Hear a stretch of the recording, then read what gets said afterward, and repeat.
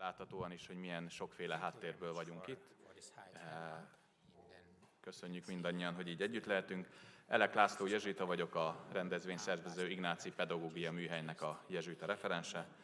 Első technikai információ, hogy vannak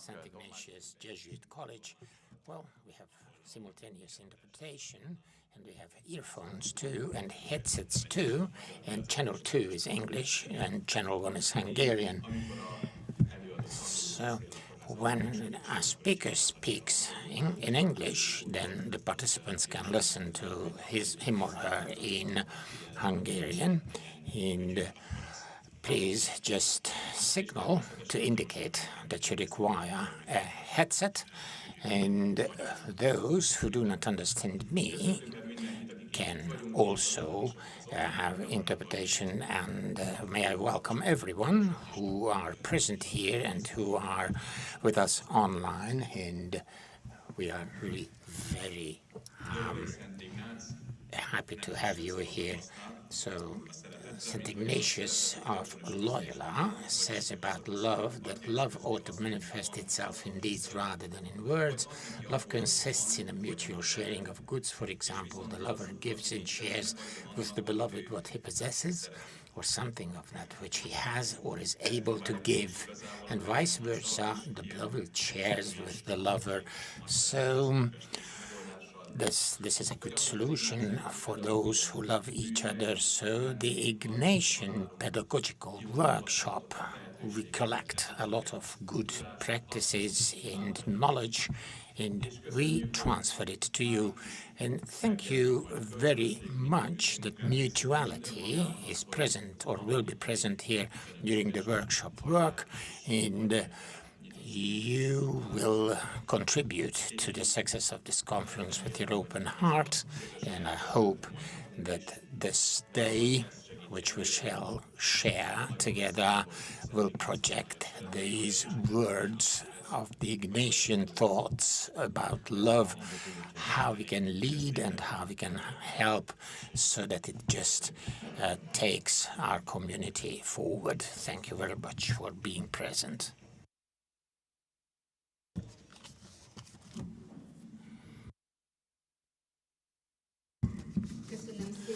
Thank you very much, Father Lotzi, for your welcoming words.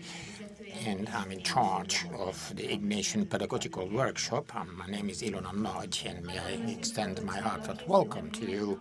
I was very excited when I prepared for today, and I was very trustful that this conference will create great interest, and everybody will be curious who is present with us. As time went on, and I could see how many people registered, I became quite satisfied. And every day I was getting more and more energetic, and I was jolly to organize the program for today. And I was really enthusiastic that our connection with the speakers and our common way of thinking was really a very supportive being together. And last night I became really very tense, and I was overwhelmed with frustration, and I was thinking whether I had organized everything properly, and I had some feelings, and as thoughts went through my mind, I tried to identify tools with which I could calm myself down. And my voice is trembling now, and my heart rate reached 220, and I can hardly breathe. And in spite of this cold weather, my body is perspiring.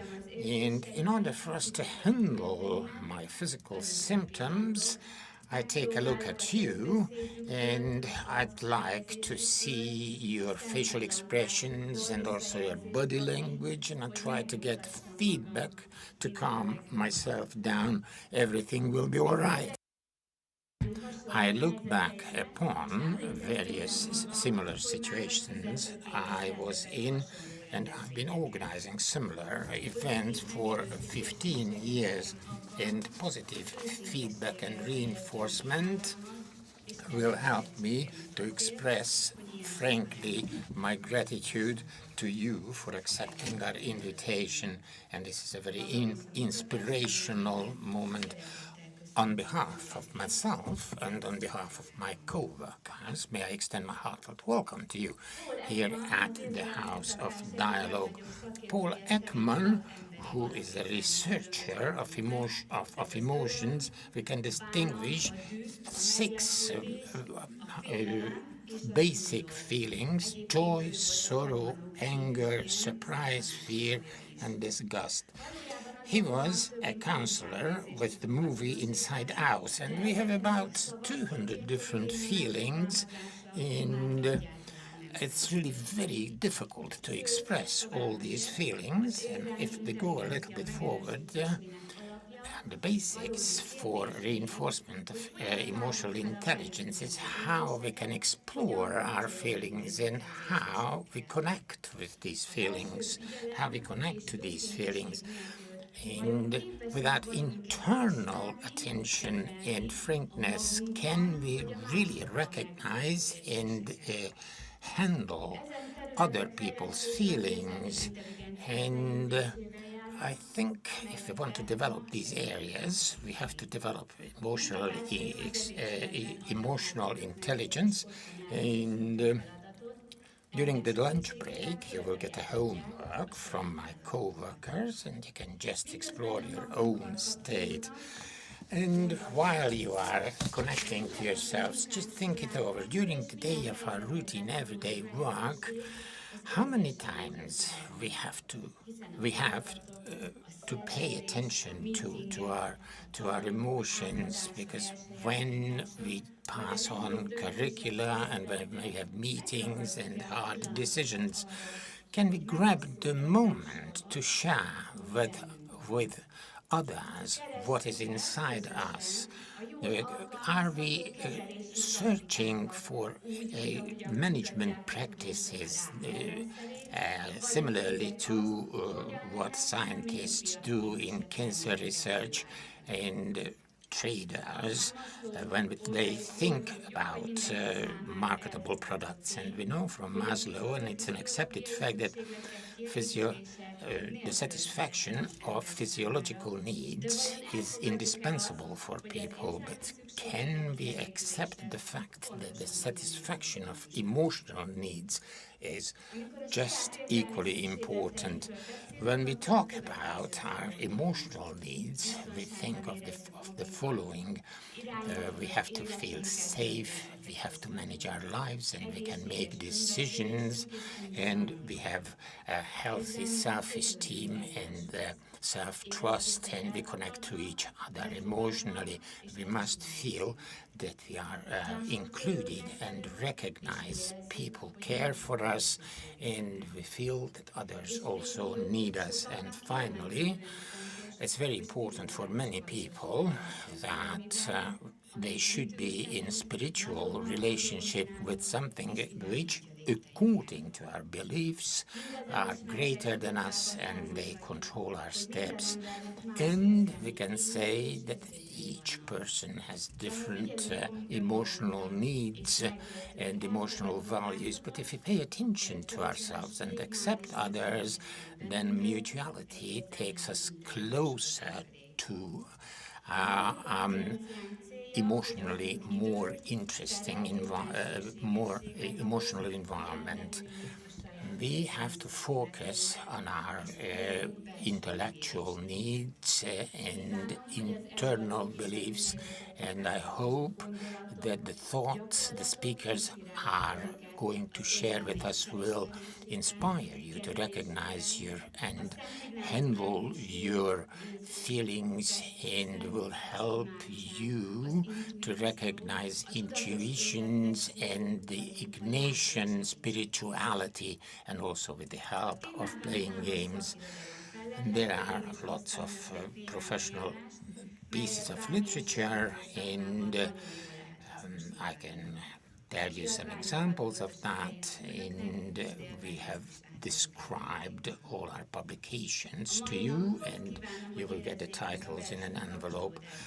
you will feel the force of internal connectedness today. And Dale Carnegie said, if we deal with people, we must never forget that we are not dealing with logical beings. We are all emotional beings. Our speakers, our first speaker will be Gábor Nevelős, and he's a Jesuit monk, and he became a member of the Society of Jesus from 2008, and he was ordained in 2012. And he's not only an officer of the ecological part of the Jesuit order, but he's also president of the Ignatian St. Ignatius College, and how he sees the role of intellectual intelligence and emotional intelligence, and how Pope Francis serves the cause of the satisfaction of the needs of emotional intelligence. May I invite our first speaker to deliver his presentation.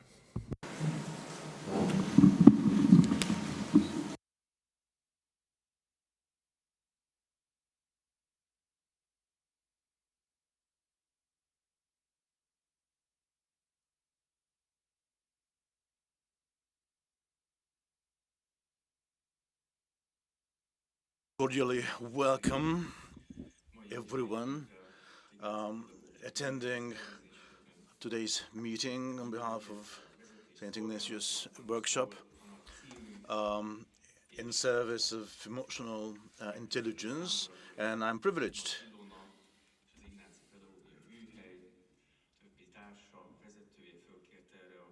to have been invited by Ilona, Nagy, and all other organizers to conduct this presentation, which I agreed to in a condition or in a state where I had to think about emotionalism, spiritualism, Jesuit spiritualism, and just giving a thought to how connections are made between these segments, how these segments are interconnected and are interwoven, so there is progress. I may steal the show by virtue of saying that yes, there is interconnection indeed, and I will go through three persons whose examples I'll use to illustrate that this is indeed so. Apparently, in preparation for this, I was planning to use words and gestures to keep your attention high. I'm a bit embarrassed that I have this background behind me. I might just want to ask the technician to remove this at a certain point in time from behind me, but nevertheless, as I was said by Ilona that is, and also in the introductory segment, it was said that leadership as such has a broad interpretation. We obviously do interpret this as being part of a community at the helm, and he or she is assigned or appointed rather to deliver and make decisions, sponsoring and supporting errands and tasks completed. May I just add that such an approach suggests that this obviously remains true, but at the same time, leadership is also relevant for services where someone is not necessarily at the helm of any organization, but much instead, or rather, you may be a guidance in your person for others, either in pedagogy or as a as a pastor, or I would go beyond that. Leadership may, either in group or individually, be manifested clearly, but still the truth remains that leadership is being a leader of our own. We have to lead ourselves by virtue of the way we live, the way we deliver and make decisions, the way we lead our lives. But part of this is, or components to this are our thoughts, reactions to emotions, and obviously, not least, our own emotions are components to this. And this stratum, should I say, our internal ego or our inner self is not just related or linked to leading an organization. It has a lot to do with psychology, and just the way I'd like to illustrate it in my presentation, it is a dimension of spiritual life.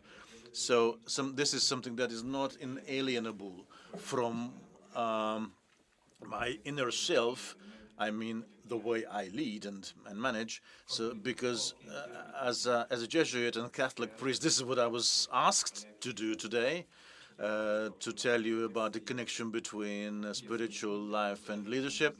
I'd like to throw light on this for an audience, including ones that are not necessarily religious, because we all have our beliefs and faith. I'd like to tell you as a story that not very long ago, recently, that it is, I attended a leadership training session myself in a European Jesuit leadership workshop that I attended with a fellow order member of mine and a fellow Jesuit, of course. And it was highly inspiring. It was a 30-member strong audience. For 5 days, we went along listening to excellent presentations and workshops, using our internal experiences and the way we shared them. We were apparently helped in terms of clarifying and purifying just what it means to be spiritually based in leadership. If at all, the two areas may meet up somewhere in between our internal prayers and our internal selves and the way how we behave, how we conduct vis-a-vis our colleagues, our co-workers. And since inception, it was, or from inception, and it was highly trumpeted that it will be a kind of a crowning at the end of this session, or training session, just when we will be personally meeting our Portuguese individual, our head of our Jesuit, which will dot the I, so to say. That'll be the crown of the session when we meet that person, and we will hear in personal examples just what it entails. And we were certainly in high expectation to listen to that particular interview, which was kicked off by Father Manuel, saying that I am no good at living up to conflict. I'm not at all good at handling conflicts. I'm not at all good at following up conflicts and processes. And also it was uttered that, or rather, he admitted to the fact that he was not a born leader as such. And I have to admit to you that this particular kickoff, the way he put it, reverberated in me and others a great amount of disillusionment. I was disappointed. I was, if not disgruntled, because that was an admission by someone we still admire, but it was admitted that it is difficult. Because what is it that I'm saying? We normally are contacted when there is trouble, when there's a problem, when people want us to march in front. And then he starts out by saying that he's not good at that. He's weak. So if he really is a person of spirit, is he capable of being a leader? Is it not but just an illusion that these two areas have a lot to do with each other? Still, nevertheless, during the interview, during the discussion, it was exactly this vulnerability, this admitted and sincerely accepted vulnerability that opened up a new avenue towards something that we were talking about in theory, notably the humility. Apparently, I correct myself. Miguel, not Manuel. Miguel was the name. The father. I'm sorry for this, dear audience, but it was a reinforcement of the idea that in fact we have to be okay with each other's, because admitting our weaknesses will help us remain empathic vis-a-vis the weaknesses of others. And through this is how we will forge communities and keep those communities together and invite others into services for the good of others. It is our goal to look at our lives consciously and accept our space, our places, our mandates by way of accepting ourselves in the hands, in the palm of God, in the palm of God, because someone is really holding on to us. Someone is upkeeping us, maintaining us. We are not perfect, but this is exactly what is opening a gate, a door towards others. And up next, and this is the reason why up next I chose 3 individuals, and you have the names of these 3 individuals in front of you on the screen. It is through their examples how I will give an attempt to prove the connection. Jesus, Saint Ignatian of Loyola, and Pope Francis. Just what sorts of people are these people? Now there should be a picture about Jesus. But rather pay attention to me. What sort of a leader is Jesus, may I ask? And is he to be interpreted or looked at as a leader, Jesus? He was said to have power. So he's not really just a runner-up, but he has privilege or priority role, and in a very tangible way, he bears power upon his appearance. And he's not at all scared of this. He does not look at this as any pejorative attribute, but much rather, he shows example on power. He does not speak the way lettered people do, the way literate people do.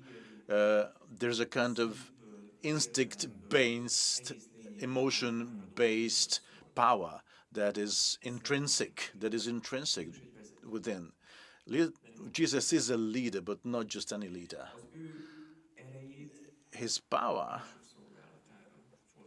is used, he uses his power in the service for others. He is a healer. He is a healer and using his energy, his power to restore the health and completeness of others, using his charisma. And he never, by the way, places himself in the middle. He is not a man in the middle. He does not want to be a guru. He apparently bans without being able to prevent, of course, but he puts a ban on him being gossiped about. He never puts the emphasis on himself, but on others, and he apparently is being still lifted, but through the energy that he gives to others, and he shares this intrinsic power with others. He selects the apostles, the 12 apostles, the 72 disciples, and many other followers, just for the following reason: to integrate them in this particular service. Also gives power. He gives power to his disciples, and he allows this force to flow into the disciples, and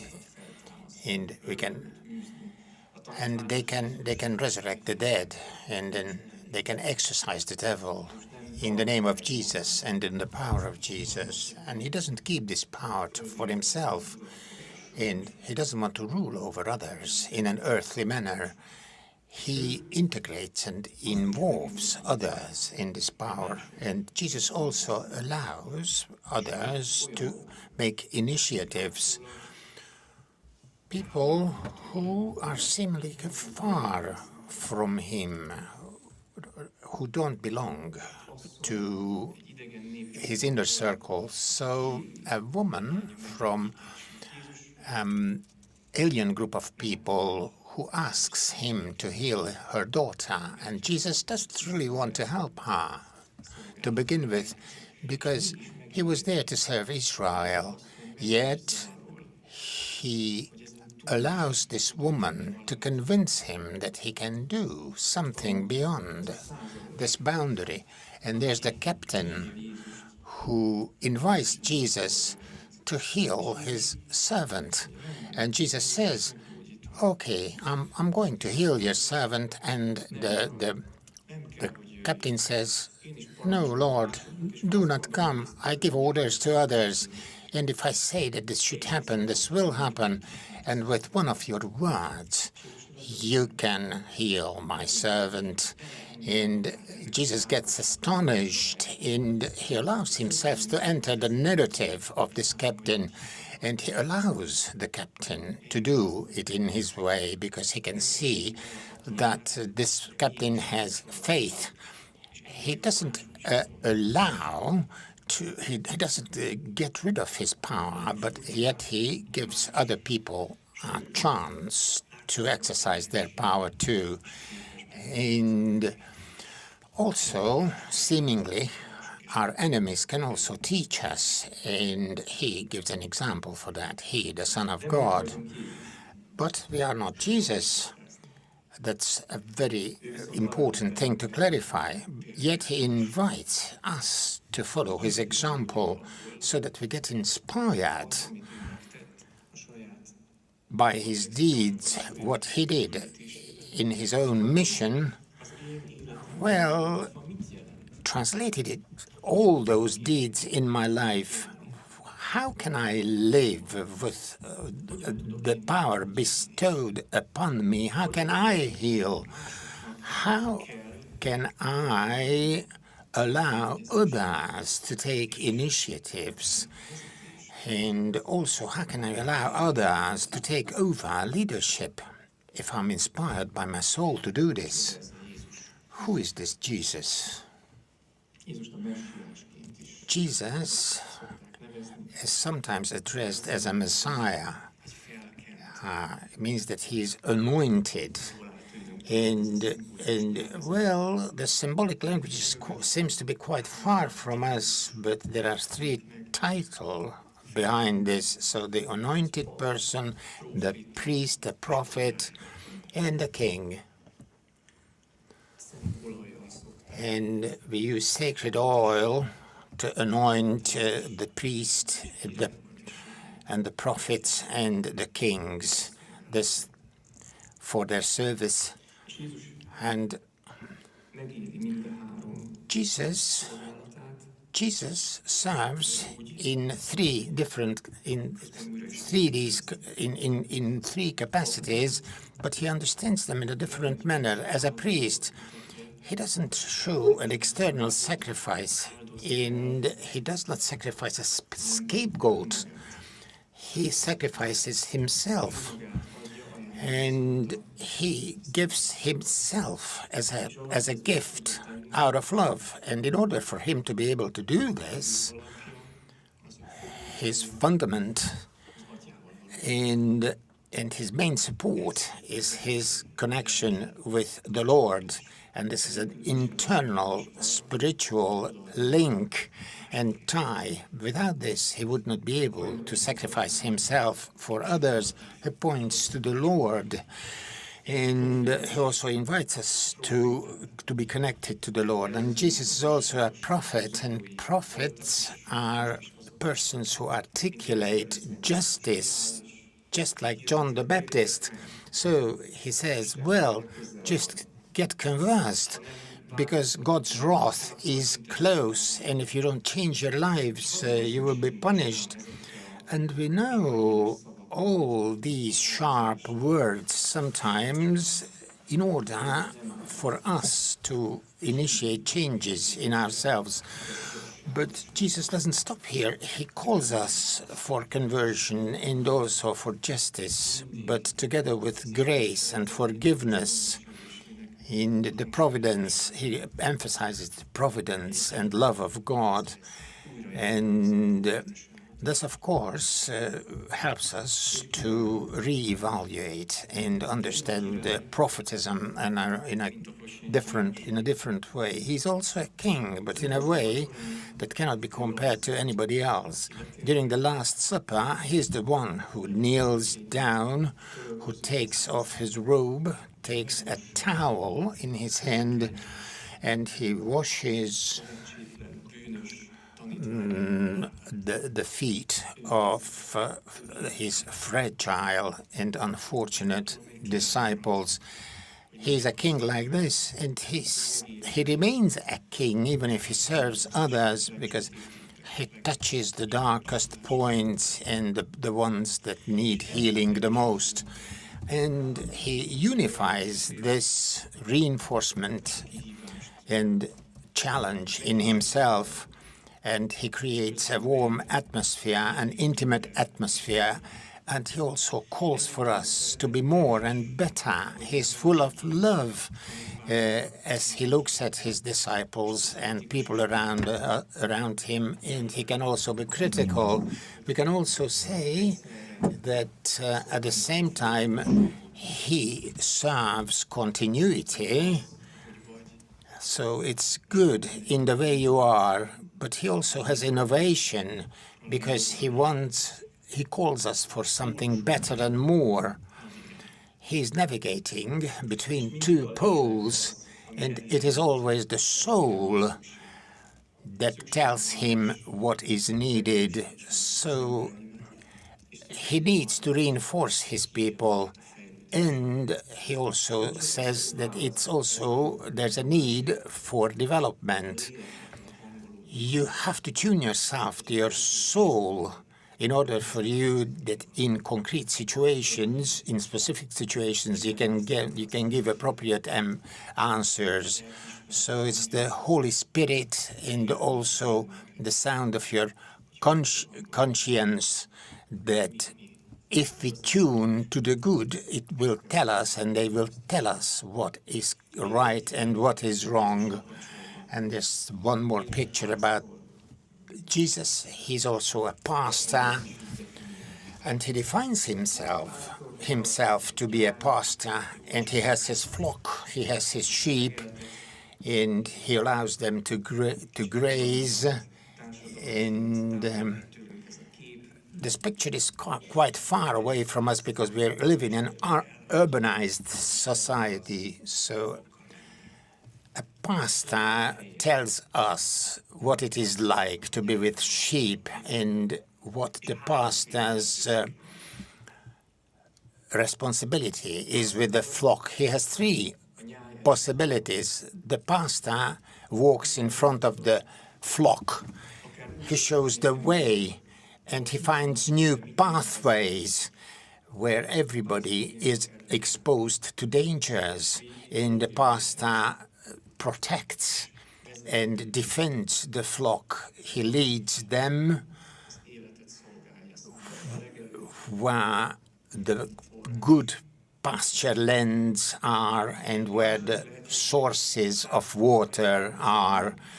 And the other possibility is that the pastor is in the middle of the flock. He's together with those who trust him. He's not leading them. It's not necessary. He's together with them. He just allows them to feel that he is with them, and he suffers with them, and he celebrates with those who are entrusted to him. And the third possibility is that the pastor allows the flock to go forward, and the pastor follows the flock. And there are situations like that. He allows the flock to lead. And this pastor that we've heard about, we participants of this conference heard about. So in one case, this is really very important when the flock arrives home, when the flock knows the way home, and when the flock recognizes the correct path. And then it is the best way for the pastor to allow him to lead and trusts them that they will know what they do and what is necessary to be done. St. Ignatius of Loyola, if you still have some energy to listen to me, who was he? And how can he be connected to our topic today? St. Ignatius, Inigo, what his original name was, that lived 500 years ago. He was born in what is called Spain today, and he's the one whose personal life for many people became an inspiration and a source of inspiration. And he's the founder of the Jesuit order, the Society of Jesus, and he's the father of the spiritualism based on which this order exists. But in his name, which is Jesuit, which can also be a pun, Jesu, as Jesus, ita in Latin means like Jesus. So Ignatius had a goal to live and to call to his life everybody to lead a way that follows the example of Jesus. And in a sense like this, well, I have heard sermons from fellow members of my order that Jesus could have been a very good Jesuit because he applied the basic principles of St. Ignatius very well. And so the preacher also comes to his senses and says, well, I don't really understand it that way, but it's the source of Ignatian spirituality can be found in Jesus. And what Ignatius talks about has a character, and Jesuit spirituality has a character, but it's a way that follows the way Jesus lived. And Ignatius has two basic works. So one is about the spiritual exercises and a person's spiritual ways to God, and also the constitution of the order. and that's about the service of the Jesuit order together with God and for God. And in this constitution, there's a chapter which is about the personal attributes of Jesuit superior. So what a leader should be like, and researchers often mentioned is that Ignatius, not consciously and not intentionally, but he really depicted his own attributes as a leader in this chapter. And what is this like? What is this Ignatian and Jesuit leader? This leader is a person who, for him, to be is more important than to do. So so the internal spiritual life enjoys priority, out of which external deeds come, and it's necessary to serve. So if I really live this internal interconnectedness, but this internal meeting, according to our faith with God, is the source of every good deed of us. Our connection to God comes first. Our unity and coexistence and cohabitation with the source of our lives, our existence, the external talents and gifts that we also are to develop, and in the interest of service, to guide. I wonder if you are familiar with this. It is a viral video. It's a video that went viral on the net. It has to do with Denzel Washington when he spoke at a diploma ceremony. He said, "Put God first." I highly recommend to you to see it and listen to it. Put God first. Now, a Hollywood star actor saying this is really significant. We're talking about the first commandment.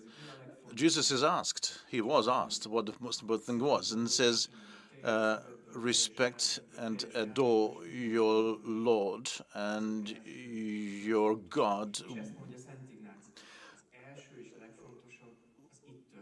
with your full heart. And this is where everything goes on and happens in your inner self. The way you look at it, that is how I need to be connected to your source, to the source of your life, in order to serve or service others, to perform, putting God first. And that is when, if started, if kicked off, everything falls in place. That is how everything falls in place.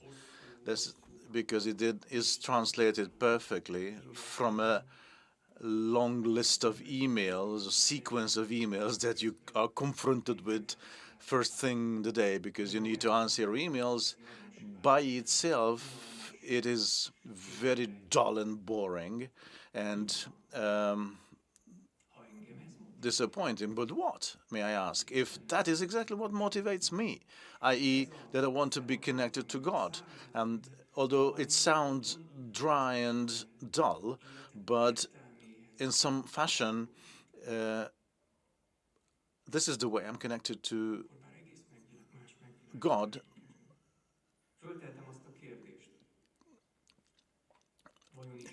When I'm connecting God with the meaning of my life, the question remains how God feels about what I am in the process of doing right now, the very moment. Looks very secular, look very simple, as a fact that I'm doing the room, cleaning around me. I go to attend meetings, fixing something, performing a strategy in an institution. That is all within the power range of God. And in order to be able to remain close to this, we have to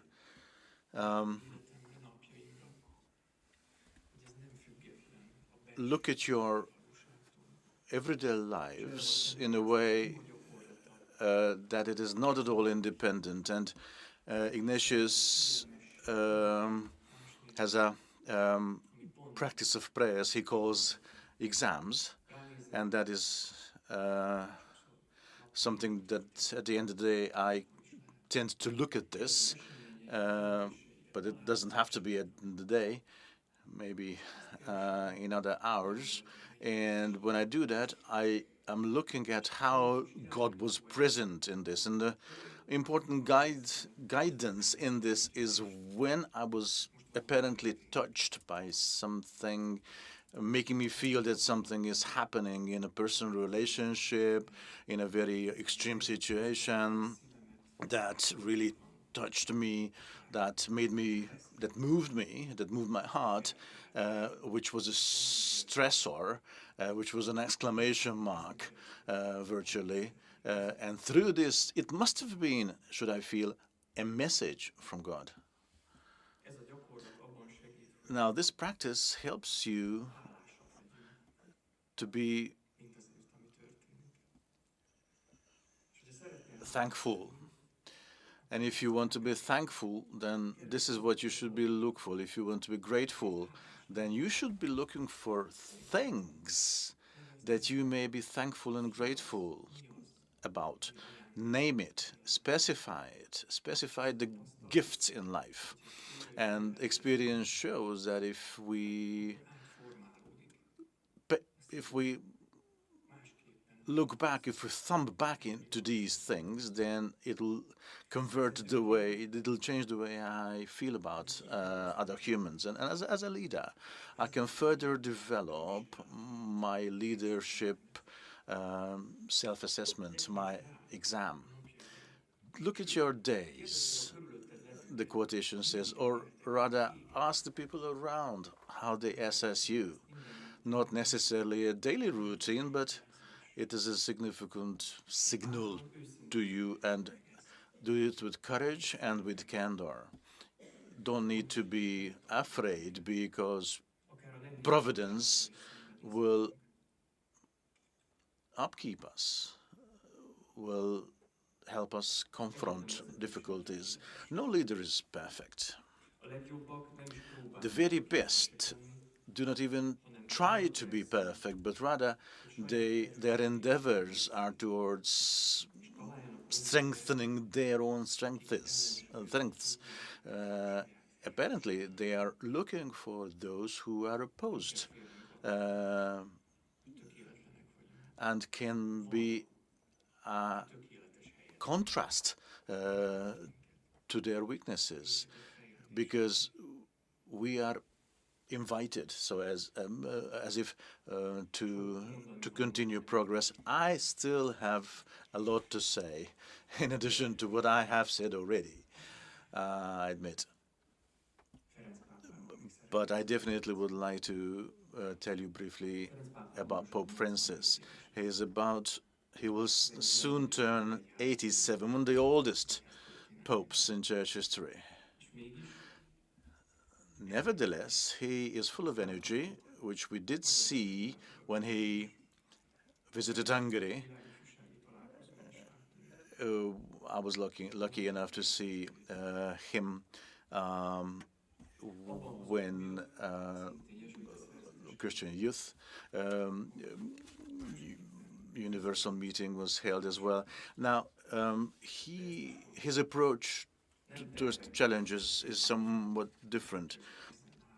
But when in 2013 he was elected, he said, "I came to Rome with no plans in 2013, but with a spirit of discernment, with attention, with a lot of attention to the Holy Spirit.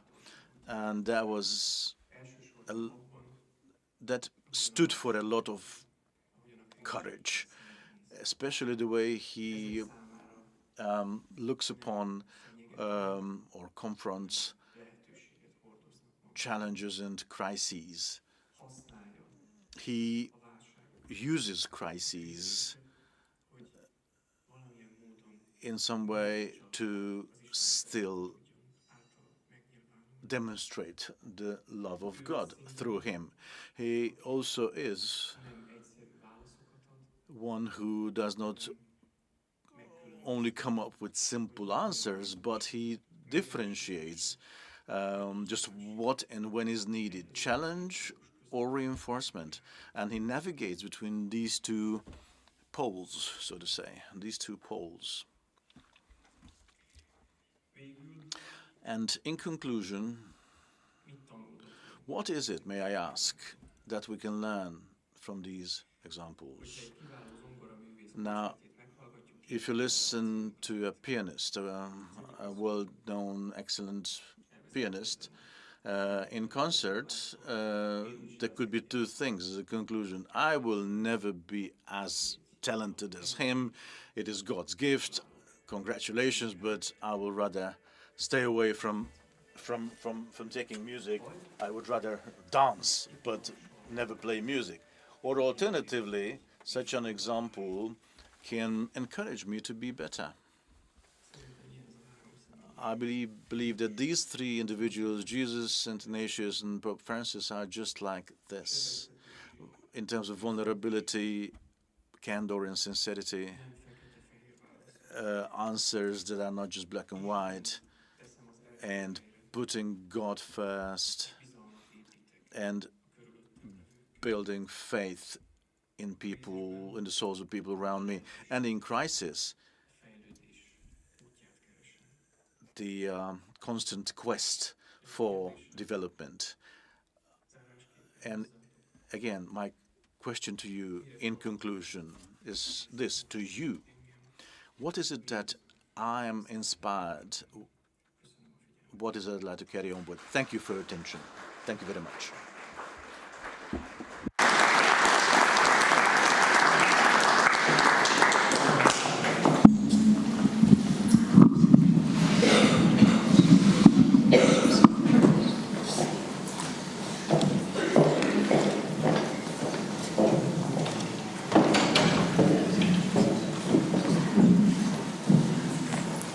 Gábor. So looking at Gabor, I can see that he got a little bit tired, but having listened to his words, we received a lot of reinforcement, not all leaders who are leaders by profession, but also those who are just single supporters and spiritual leaders to support us in our everyday routine work. Our next speaker will be Ilse Dekker. Ilse Dekker, who came to us from the Netherlands, and she's a cultural anthropologist. Her special fields are theological and medical anthropology. He spent most her professional life in education. She taught medical philosophy and she trained therapy, and she taught divinity to secondary school students. She's a professional advisor, and also she helps people who tries to persuade people not to be afraid of making mistakes. I would have liked to see her before my opening speech day. She created quite a lot of opportunities for conferences for teachers and parents. Between 2018 and 2021, she was director of the Jesuit European Committee for Primary and Secondary Education, and at the moment she is active in the diocese around Hague in a poor area, and she organizes communities of volunteers and provide help to the local population. I invite you to deliver your presentation.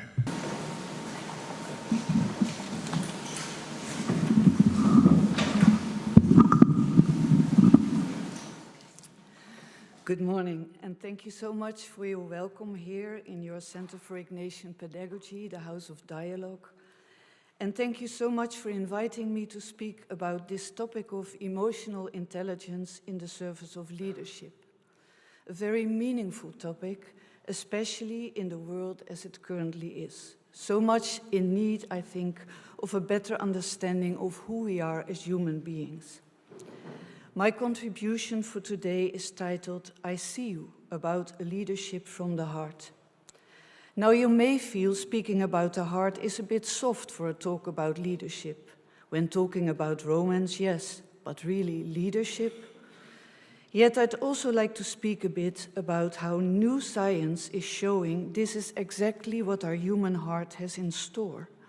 An emotional intelligence representing an amazing soft technology to lead us human beings to a better place. I am not speaking here today as a great theoretical expert on the topic of leadership. I am mostly speaking from my personal and professional life experience. When looking at the different professional roles I undertook over time, I wondered what's the common aspect of my pathways. And I concluded they are all about relationship, and so they all have to do with interpersonal processes. And it may be as a class teacher, a student counselor, a team coordinator, or the director of a large organization.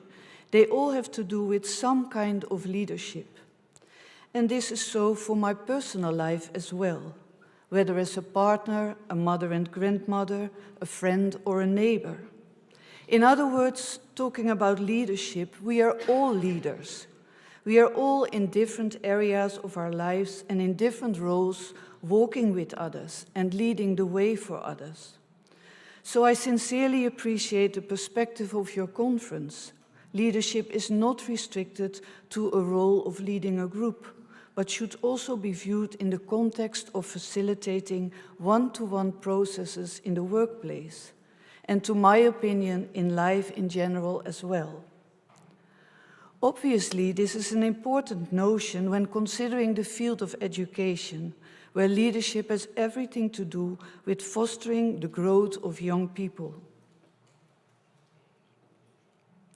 What I find very helpful when learning about this topic is a connection made by the authors mentioned here between different intelligences, different kinds of capital, and different kinds of leadership.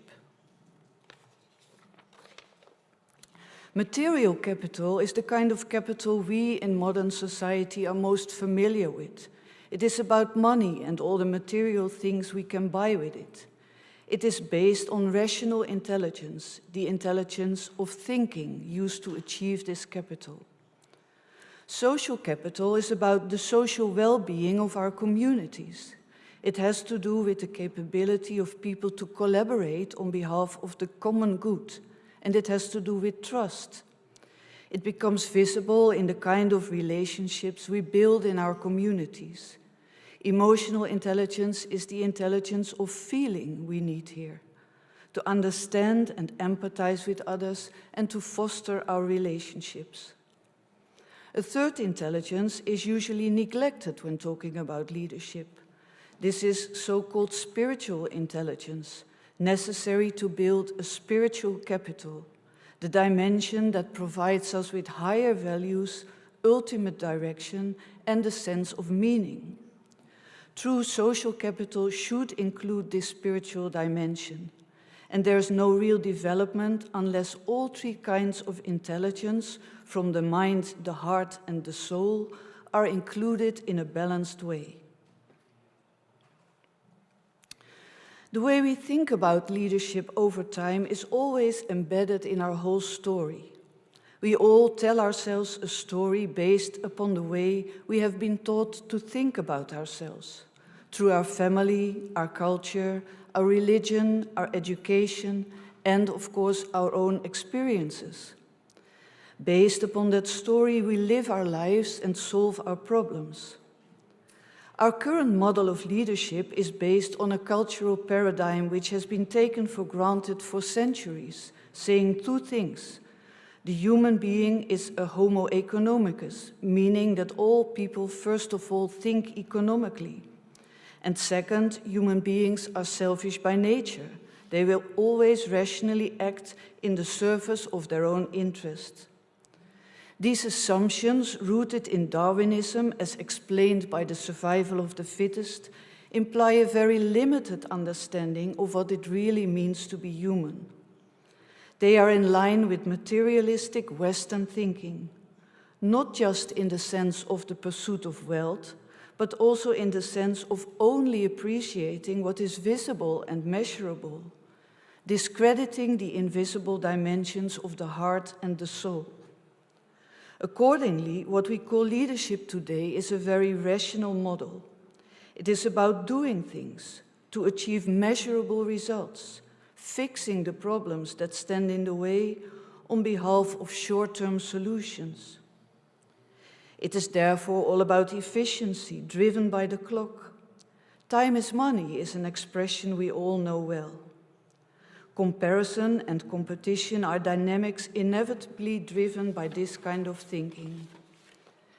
And there is a tendency to compartmentalize different fields and tasks. We tend to hop from one box to the other, losing sight of the interconnectedness of everything and our ongoing journey as a human being. When applied to education, this model is translated as just training for employability, contrary to fostering the growth of the whole human being. Good grades are the results we are striving for in education, and on the way the interdisciplinary and whole life perspective are lost. So where is the human being in this model? Where are the meaningful relationships and the higher perspectives? All in all, such rational leadership is very much just about management. A beloved former colleague of mine, Father Marc Desmet, a Jesuit I can add, wrote a book titled Love for the Work in Times of Management. He was a medical doctor at the time, and throughout his work in the hospital, he always emphasized the essential importance of fostering relationships in the professional field as well, and of building communities based on sharing what really matters to us. So when talking about leadership, I think we should understand that we are first of all leading people, meaning there is inevitably a whole world of emotions hidden within our work. An invisible but important world, having everything to do with the well-being and the motivation and the growth of the people we lead. Addressing this invisible inner world should therefore be most upfront in our leadership, especially in the field of education. Holistic leadership is about well-balancing all three kinds of intelligence, from the mind, the heart, and the soul, to foster our common human well-being. A well-being including all dimensions of our human existence, the physical, the psychological, the social, and the spiritual dimension. Using our emotional intelligences requires that we are able to at least regularly put people over process, understanding the importance of making time for each other. And also a focus on community building, facilitating possibilities for true sharing. Using our spiritual intelligence requires fostering a higher, value-based and long-term perspective.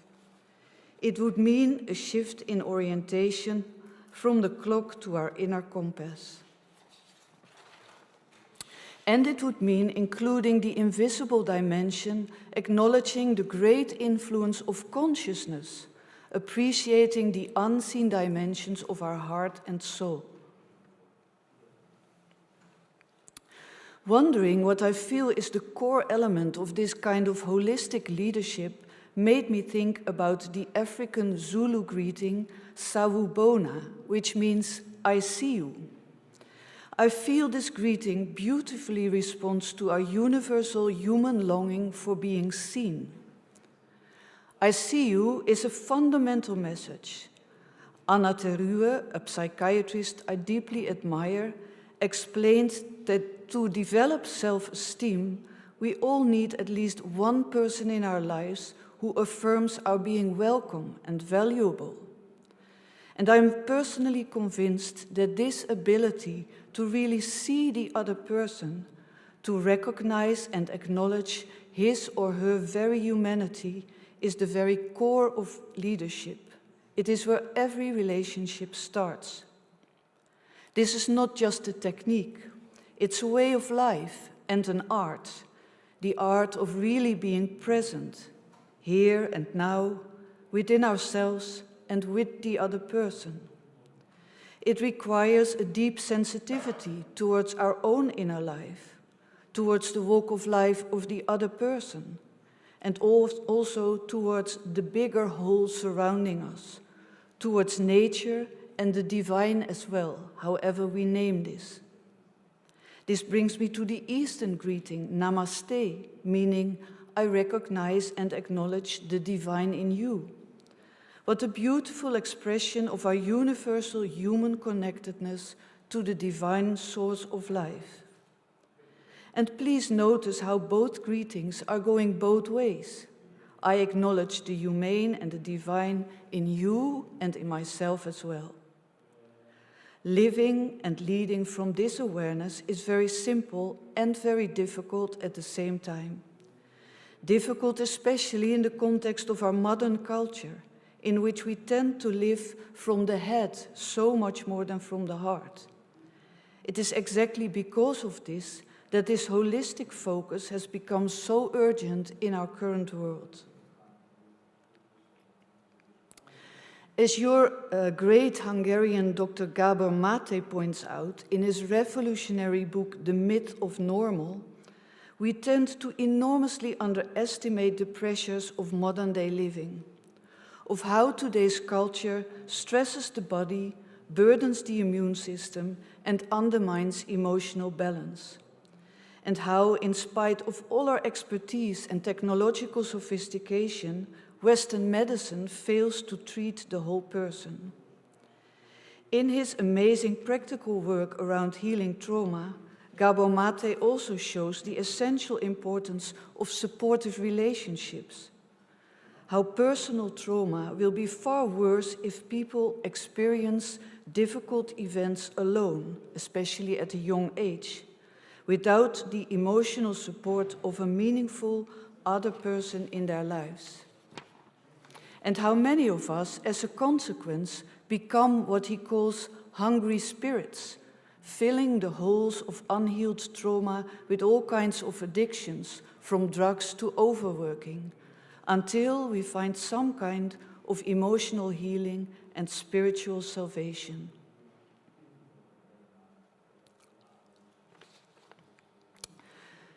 Nevertheless, we seem to usually maintain a distance to the hidden world of emotions. As the great psychiatrist Carl Jung used to say, we are like a bird, only leaving the nest to learn how to fly if the mother bird pushes it over the edge. In other words, it takes a lot of courage and also often a life crisis to make us dive beneath the surface of our emotional world, to enter the unknown realms of the half-conscious, to explore our own shadows and pitfalls, to face our old pain and our future fears. Yet, it is this process of individuation, the know yourself of all spiritual teachings, needed for healing, for becoming a whole human being and a real adult, responsible for our own story. As imagined by the lotus flower, whose beauty comes forth from its roots in the mud, it is by descending into our own inner mud that we can truly rise up. in the image of Christ, I would say, courageously traveling through the underworld up into the heavens.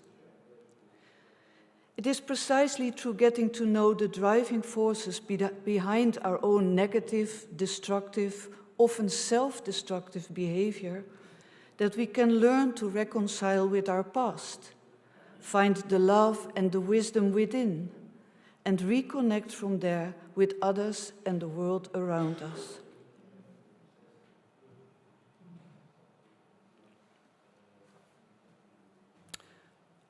So, holistic leadership is no small thing, because if we want to make a change, we need to start by leaving the nest ourselves, which means opening up to our inner world, overcoming our safe, rational cynicism, facing our fear to dive beneath the surface of our emotions, learning to withhold our judgment, to be mild on ourselves, starting to know ourselves better, making way for inner wisdom, becoming more sensitive for what is good and true and beautiful, opening up to our intuition to guide us in a more fulfilling direction. And on behalf of this, to sincerely take care of ourselves, to try to find our own true priorities within the tensions of paperwork and relationships, personal and professional life, ourselves and others. To remember that we are on a lifelong learning journey ourselves, just doing the best we can. And as a friend of mine used to say, not forgetting to look at the flowers on the way. And in addition to that, to regularly feed our souls. I once heard the example of the editor of a large newspaper who faced a huge workload every single day. But in spite of this, and even because of this, he took some time every morning to read an inspiring text, which helped him to find direction and determine his priorities on a daily basis. I found that very impressive, and I try to keep it in mind myself when I notice my own spirit getting hungry.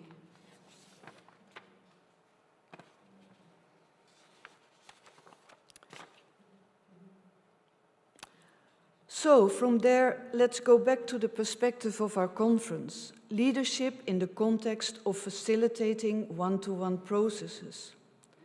What a promise fostering our own process could be for better leading others as well. Of course, we do not need to become a psychotherapist. A colleague of mine who wrote about practicing spirituality in education spoke about mental hygiene.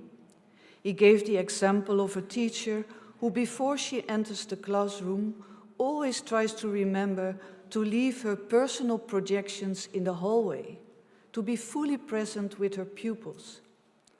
And that's the whole secret of I See You, to be present, not perfectly, but just more and more, in the here and now, in openness with others, and to teach them what we are learning ourselves. What if by becoming this living example of openness, we could help young people enter their inner world, not just as a scary place, but as a kind of sacred playground, to help them find the joy of being on the way, encouraging them to learn, and giving them the permission to make inevitable mistakes. By just recognizing all these universal human emotions without judgment, by mirroring the inner dimension of unconditional love we ourselves are maybe just discovering. Let's keep in mind that in essence, education is not about the input of knowledge. Rather, in line with the original meaning of the word, education is about the personal care to bring out what understanding is already there and fostering it.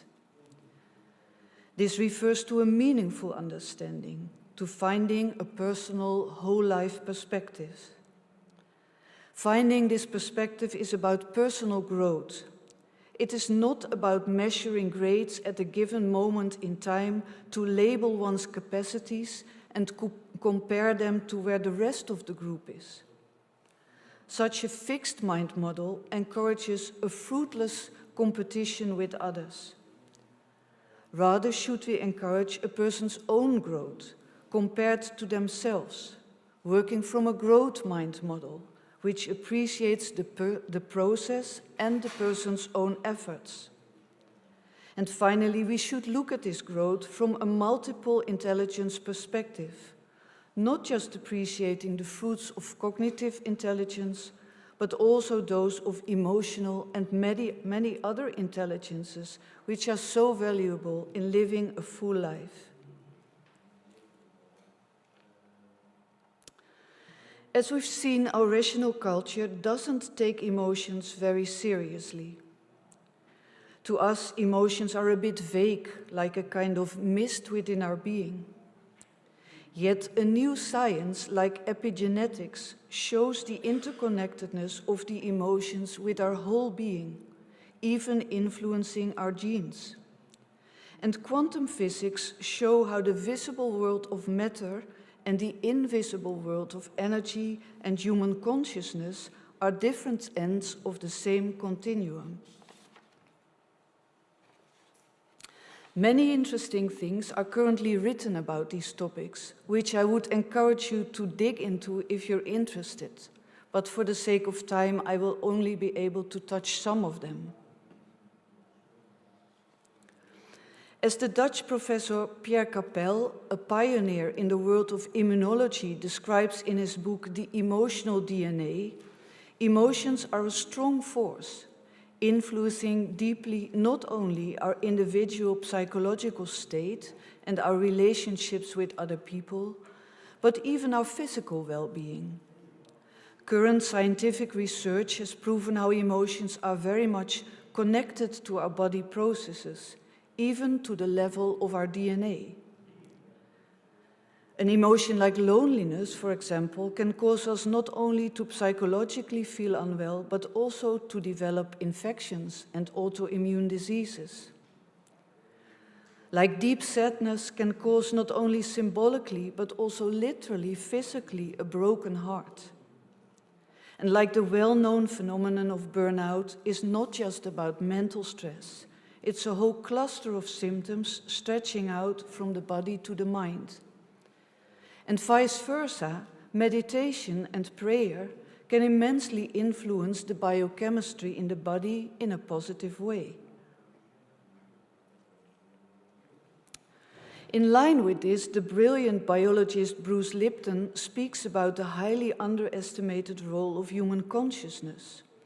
He explains how all of us as a young child are downloading the behavior of our role models into our subconscious mind. And unfortunately, up to 60% of these downloaded programs currently turn out to be critical of us.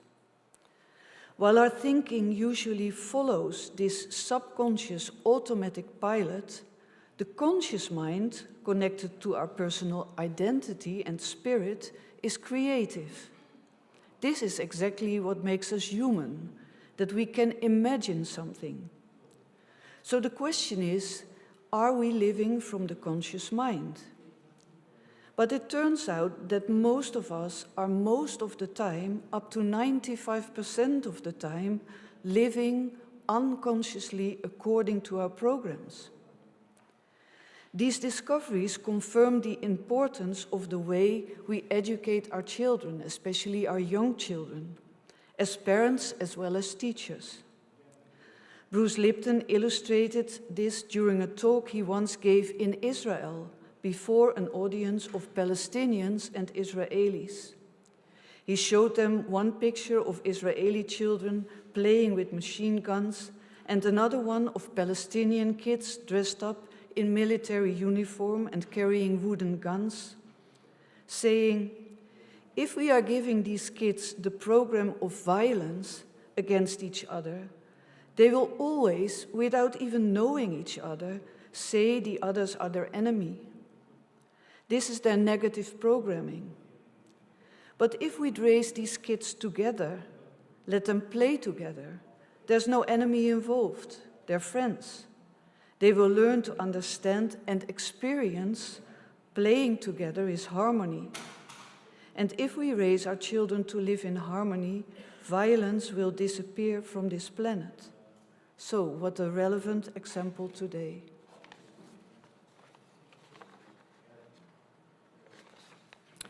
As Bruce Lipton explains, having the picture of love in your mind releases a real physical chemistry, which brings us joy as well as vitality. And it makes us stop thinking on the automatic pilot and instead stay present and mindful. If we'd mastered this art of staying present, we could create heaven on earth, he says. In this regard, he speaks about the fascinating possibility of spontaneous evolution, as in spontaneous remission, a miraculous spontaneous healing from disease. Disagreeing with orthodox Darwinism, Lipton claims evolution is an intelligent dance between organism and environment. For millennia, our spiritual teachers have been pointing us in the direction of love, and now a new science is confirming that ancient wisdom. Human evolution is not a matter of competition, but of collaboration. We are cells in the body of an evolving superorganism we call humanity. In a conscious evolution, we'd be co-creators of a world based on love rather than fear. All great traditions have pointed to love, the essential quality of the heart, as the doorway to heal ourselves and the world. Another pioneer bridging this old wisdom to new science and our human lives in the real world is Greg Braden. Confirming the discoveries by Max Planck, the father of quantum theory, Braden speaks with awe about the now proven potential of the human heart. Our heart's electromagnetic field, in strength and speed, turns out to far surpass the electromagnetic field of our brain. Moreover, it turns out that we human beings have the extraordinary ability to harmonize the heart and the brain. We can do this by consciously creating experiences in the heart that send a very low frequency signal to the brain of 0.1 Hertz, which physically harmonizes these two organs. Psychologically, that opens the door for inner harmony and for healing our emotional pain. Through practicing meditation and breath exercises and bringing our attention to positive emotions in our heart, we can send that frequency to the brain. This means we can create harmony and resilience by choice, by following the principles of our ancient spiritual traditions that are all about focusing on the heart and on life-affirming emotions like love, gratitude, appreciation, care, and compassion. As Braden says, we human beings are ourselves a highly sophisticated, soft inner technology. And actually, we do not have to understand the physics to follow the practice. But now the physics and the epigenetics help us understand why those practices are so effective and how we could apply this new understanding to the challenges of today, as someone like Lynn McTaggart is doing with her famous intentional peace meditations. Last but not least, the understanding of the heart's emotional intelligence doesn't come a day too early, because what it means to be human is now being threatened by another kind of intelligence, which is artificial intelligence. As a former aerospace computer designer, Greg Braden is familiar with current technological developments. and he does not deny these can serve us to a certain degree. Today, however, he explains, we are in the middle of a fourth industrial revolution, blurring the line between physical reality, digital reality, and our human biology. And this is happening faster than even the people building this technology believed would be possible, because these trends are now being embraced on a global scale, all the way from the United Nations down into our local governments. The corporations and governments that are pushing the agenda for transhumanism are proud of what they're doing because they believe it is the only solution to the problems that we face in our lives today, problems in society and problems of disease. Transhumanism is based upon the thinking that we are flawed as a life form, that we are powerless victims of our external environment, and that to be successful and healthy, we need to adopt this technology. But the consequence, and this is very important for the topic of this conference, the consequence of giving away the uniqueness of our biology to technology is that once our natural biology is replaced with artificial technology, our bodies begin to atrophy in terms of our uniquely human capacities.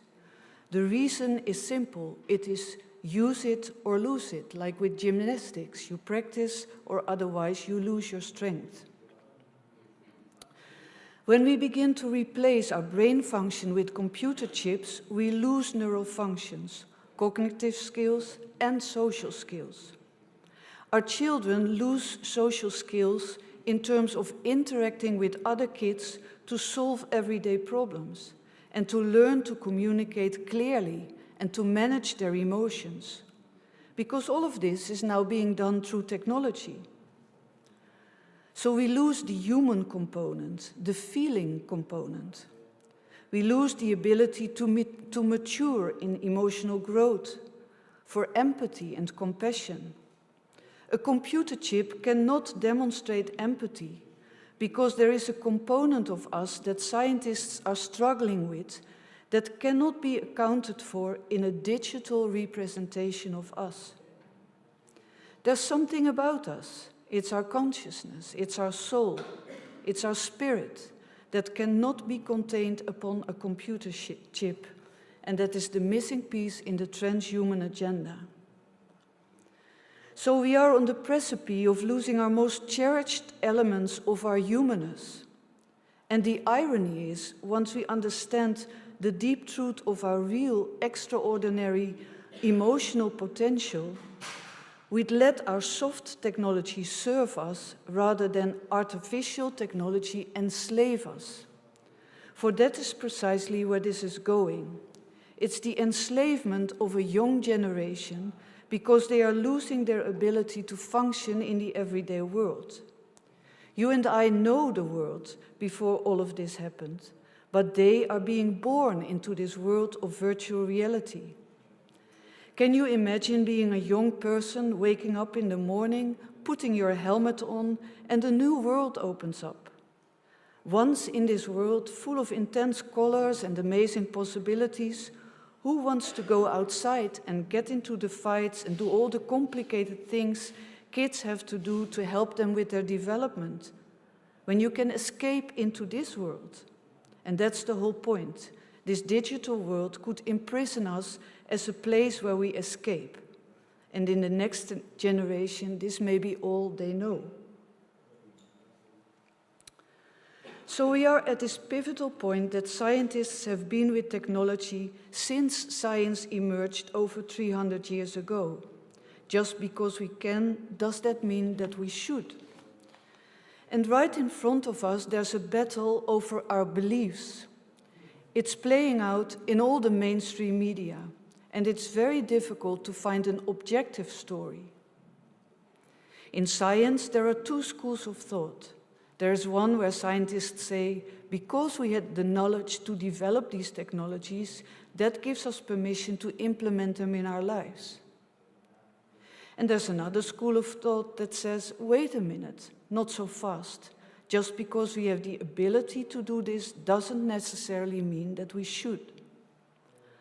Bottom line, transhumanism is compelling us to come to terms with the deep truth of our existence. Who are we really? And what are we really capable of as human beings? And it's only by understanding the potentials of this soft emotional technology that we can determine how much of ourselves we want to give away to artificial technology. And to answer that, Braden says, comes down to the question, do we love ourselves enough to feel in our hearts, think in our minds, and live in our lives the deep truth our new human story is revealing? So maybe we should end with the notion of prophetic leadership. Holistic education would honor who we human beings are to the very core, in the image of our loving Creator. It could open new horizons and promote peace and reconciliation in a divided world. But I'm convinced this kind of prophetic leadership on behalf of such education would require the countercultural courage to embrace a new revolutionary paradigm of collaboration over competition, of love over division, and the soft skills of a leadership from the heart. Thank you so much for your attention.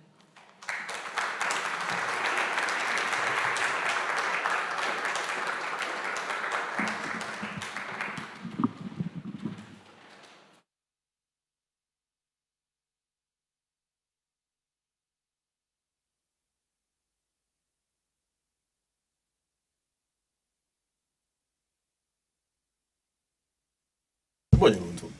Egyre?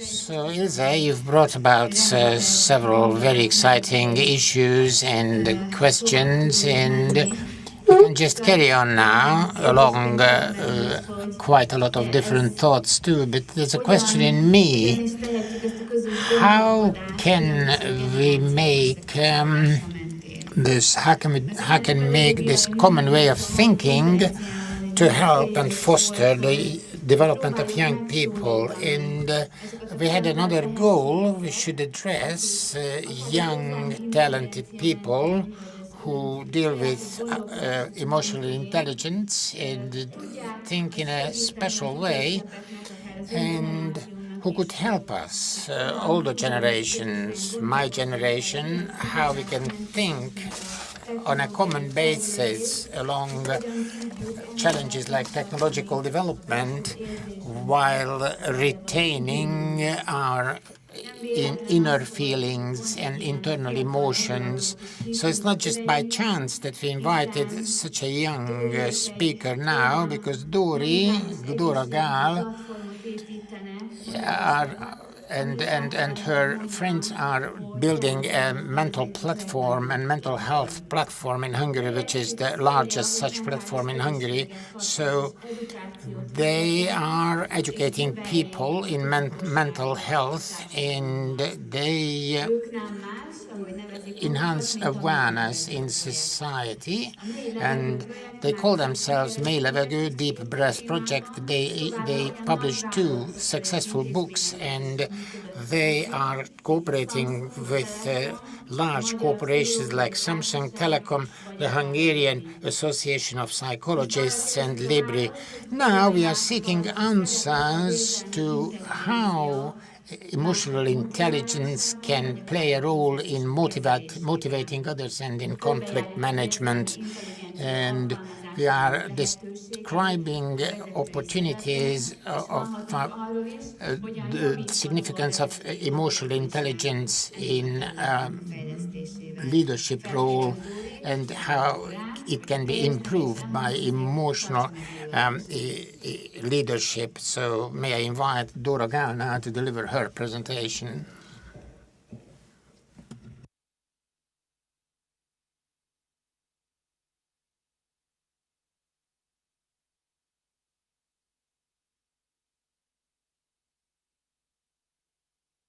Thank you very much, Elena, for her introduction, and may I also extend my welcome to every participant, and may I ask everybody if there's a problem if I address you in a familiar way on a do basis. So this is a practical-oriented presentation, and I compiled it with my friend. And to begin with, we shall have an interactive exercise if the technical devices help me to do so.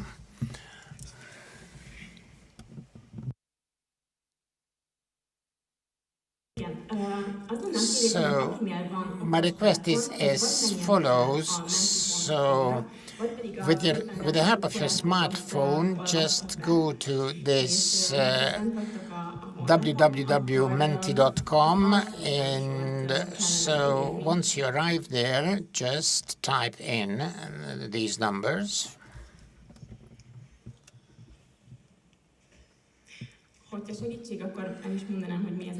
And I can explain to you what it means.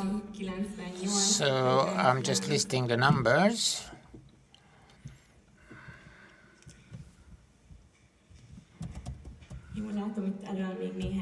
So here at the front, some of you are engaged in this task, and okay, so we shall wait a little bit for you to get finished so that you can complete this uploading process.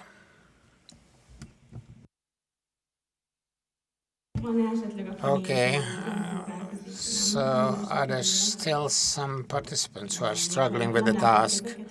So I don't see any hands raised, so let us proceed. So the question is, so what challenges? So what is missing? The code? Okay. So there was a request there, here at the front, for me to go back by one slide, to go back to the first slide. Yes. So is there anyone who is not finished yet? So take your time, please. So let's just get to the exercise. But if you're left behind, then just signal with your raised hand. So the question is this: so that what do you think the challenges are that leaders have to face during their everyday practice? So conflicts, responsibility, and so the world is changing, so there are everyday challenges and routine challenges. So communication is really very important, and I shall touch upon this subject. Yes, and so we are ourselves sometimes our greatest opponents, and burnout, overburdening, overloading ourselves.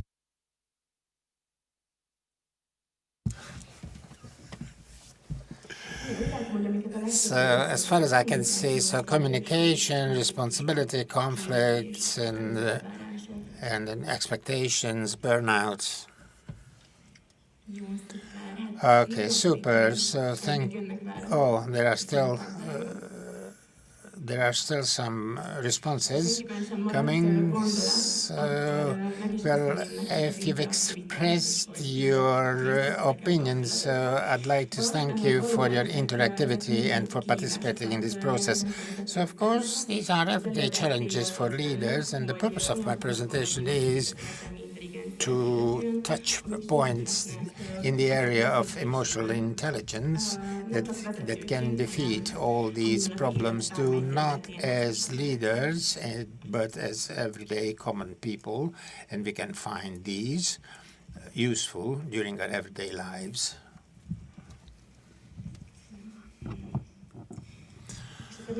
So let's see what are the elements of emotional intelligence. So it's a phenomenon that in professional literature, so it contributes to 80% of the road to success, and IQ represents only 20%. So it's worth focusing on this phenomenon, and also it's worth focusing on the development. So emotional intelligence is just a group of attributes, and there are 5 components that add to self-knowledge. So there's self-appreciation, and it's clear what we can do, and we can recognize our emotions, and we have self-confidence during our everyday activities, and then self-control, and the control of emotions, and it means that we can handle our emotions, and we can control them, and we can also recognize them, and we can also understand our emotions. And it's quite interesting that as a third element is motivation, and so it's self-motivation, so it's a decisive element, and no matter what career path we follow, we have this makes us create emotional work too. And Corlan means empathy as a 4th element. It means that we can recognize others' emotions, the emotions of others, and we can just sympathize with those, and we can also take into consideration various emotions of other people too, and social skills too. Social skills are really very important for us as leaders. So it's also how we handle relations and how we can influence others, and conflict management, and also willingness to cooperate and coordinate our efforts. And we shall just take each element and each component, and also exercises to develop our own emotional intelligence regarding all these components. And self-knowledge is the first component, how we can develop that. And the most fundamental response to this is we can go to therapy, and we can have group therapy, self-knowledge groups. And therapy, of course, is a costly method for us to develop our emotional intelligence, and we sometimes do not feel ready to start therapy. And there are some exercises. So, for example, there's role-playing exercises, and we can really just transfer this knowledge. So, what does it mean to play this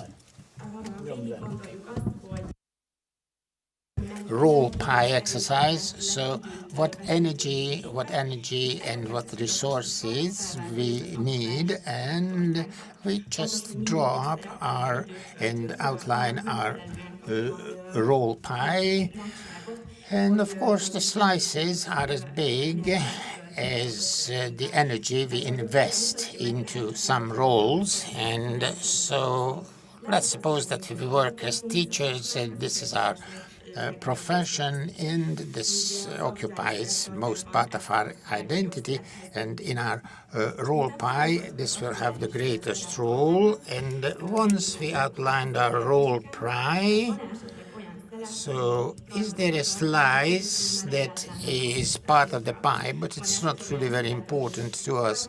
Are there any roles that are in it, but we do not have enough space and time for it, and we would really be happy to devote more space and time? And what is the dominant emotion we feel?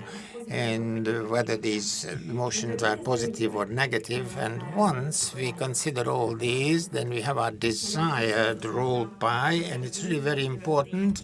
It doesn't matter what it looks like, and it's up to our imagination what it looks like. And once we render the two together, we can have some questions to ourselves. The first question should be, what steps do we need to take in order to put research slice to our role pie? If we are students, we can probably try to join workshops where there are research activities, and this is how this role can be part of our role pie. And should we give up any roles to be able to reach the desired status? So the role as a musician shrank, and then what roles we should create and what resources we have to be able to reach this desired role pie. And let's take now the second component of emotional intelligence, and that's emotions and self-control. So emotional control, emotion control. So we monitor our own emotional reactions and understand them and then modify them if needed. So optimally, we can just adjust our emotions to a given situation, and we can reach the adaptiveness of emotional control if they become conscious, and we can understand them, we can accept them, but our controlling strategies can be used flexibly. And how does it work in practice? That we control our emotions. So if you have to control our emotions in a given situation, then we can go to breathing exercises. So my favorite is this square way of breathing. So try to do this and try to educate yourself in this. So in a given situation, you are in a situation, you can just use this so that other people don't notice this. And my personal practice is, and I can just say that it works. So if in a given situation I cannot really process a situation emotionally, because I am in a lesson and I'm in a class and I can't process an emotion because I'm surrounded by people, and this is the boxing technique. I can put this emotion into a box and take it out in 2 hours' time. And when I can really focus on the issue, I can process it. But at the moment, since I'm in class, I cannot do it. And if I have more time available, then we can also see what you can also read here. We can just draw a circle, and we can list all the factors that we can control in a situation, and phenomena that we have no control over. So for example, the pandemic that we lived through 3 years ago, we did not have any effect on that. We did not know about vaccine, and we did not know about people, the vaccination willingness of people.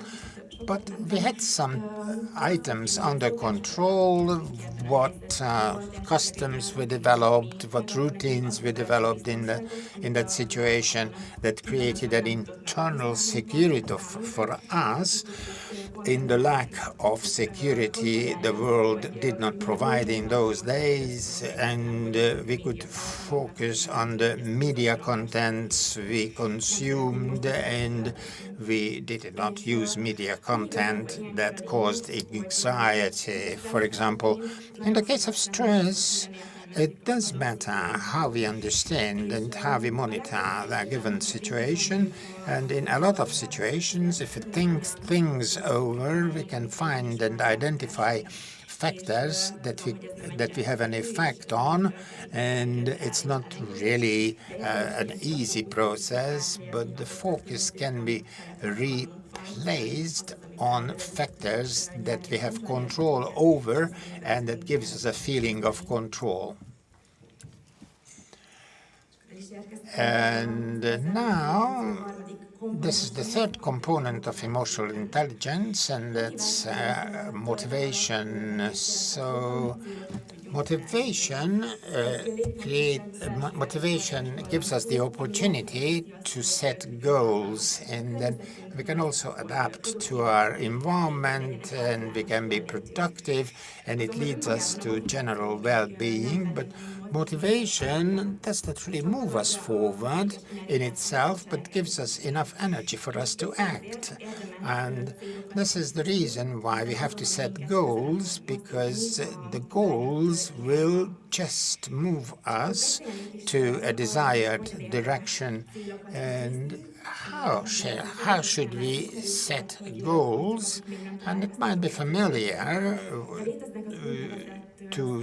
with some of you, but there are SMART goals, and with the application of SMART goals, we can decide whether it's worth spending time and energy and resources on the achievement of these goals, and then we can just break down our motivation to various steps towards these goals, and then we can see the process, and we can also measure how much we have done in order to reach these goals. So a SMART goal is a specific goal, and we should set SMART goals which are clear and specific and help us to stay focused and motivated. And so there's a practical example for that. We can imagine that we are a subordinate in an organization, but we decide to be leaders in the future. And in times like this, we'd like to acquire skills and experience that are necessary for us to become a leader of a group and to build our career. And this goal must be measurable, and we can make our goal measurable if we just set a timeline, a time frame, to say that, for example, we participate in 2 training courses that will help us to become leaders. And in order for us to maintain our motivation, it's very important for us to set up a goal that is just over our skills, that really prompts us to develop, but it should not cause frustration to us. It should really be relevant to us and significant for us, and we have to decide whether or not we believe in our goals, and the goal should help us to develop and it should be a decisive factor in our life, and also it has to be in harmony with various other goals. It has to be tied to a certain time frame. So deadlines are, of course, inspiring for us in the achievement of our goals, and of course, time presses us, and time pressure helps us to strive for our goals. And we have the fourth component of emotional intelligence, and which is empathy. And it's very important that empathy is not that we should resolve other people's problems or change their feelings. Of course, these reactions can also help, but if we have empathy towards other people, then these are not really the first reactions that we should have. And how can we help other people? We have to listen to people, and we should not judge them. And it's sometimes very difficult because a person comes and tells us that he or she feels lonely, then it makes us think that we are not a good enough partner. But this is not about ourselves. In this protective reaction is quite understandable, but it's really the other person's problem too, and we should not take that as our own problem. And we should focus on the other person's feelings, and it's very rarely mentioned in our daily interactions how we feel, and we don't express our feelings. And we should ask this other person to describe his or her feelings too. We have to share his feelings too, and in his vulnerability, we also undertake vulnerability because we can really share and mutualize our own emotions if we imagine what it feels like to be in his place, and based on his description, we can imagine how he feels, and we can just think of a point in time in our lives when we had different feelings, and we have to summarize and reinforce what he had said, and we can express our feelings, we can express our acceptance of the feelings, and all the complaint and all the hysterical things, of course, covers a deeper emotion and maybe a deeper need. We now have reached our fifth factor, social capacities and skills, just how we communicate. Part of our communication, obviously, is just how we handle conflicts. Now, Fleming compiled a method based on which we can navigate just how we liaise with others if we are to communicate, but it's important to underline that this is all empirical, self-experience based, because there is no such thing as a shared template, one that is good for all. And he maintains that if we were to talk to anyone, as a first step, we should remember one item that is shared. If we are shopping and there's a discount on bananas, then maybe we should start talking about how good that is, that there is a sale on bananas. But even previously, last week, I managed to buy bananas in Aldi for even cheaper. Now, there is a platform already at hand for further communication. We can chat endlessly. And finally, I have this example on how to manage conflicts. This is an example that may be, or a practical skill that may be further developed on handling conflicts. Just give it a thought. How during the last months, who are the ones during the last months that we were in conflict with? 2 to 3, up to 5 people that we were in conflict with. And now, if these persons, if these individuals happen to come from various areas of our lives, then it's even better. It's even diverse, more diverse.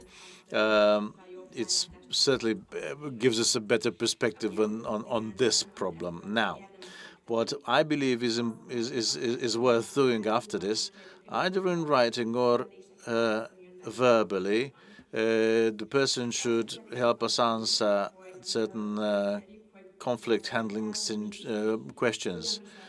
How we behave when we are in conflict with each other, because there is many a thing that we do not perceive or notice upon ourselves when we are swept in emotions, and then the other party will better recognize and see anything upon us. We can also ask how I handle or manage my emotions, and also what are the feelings that they have, that they experience concerning or vis-a-vis myself. What are the thoughts that I trigger? What is it that I do well? What is it that I could do better? Now, these, and lastly, what is it that I should omit or skip? It may just as well happen that the answers to these questions received from other individuals will evoke some bad feelings in ourselves, but please remember that is for your own good. So there should be no hard feelings. Now, in my presentation, I trust I managed to throw some light on good methods on how to go forward on this avenue. Thank you very much for your attention.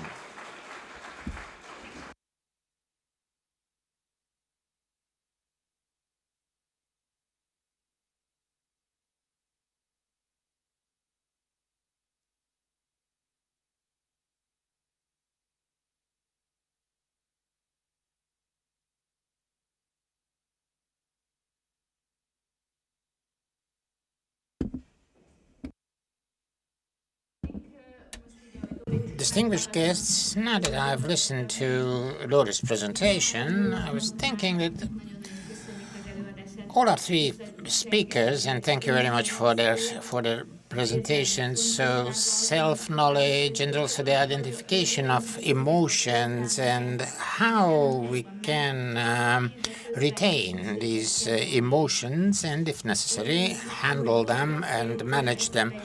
As Dori was speaking,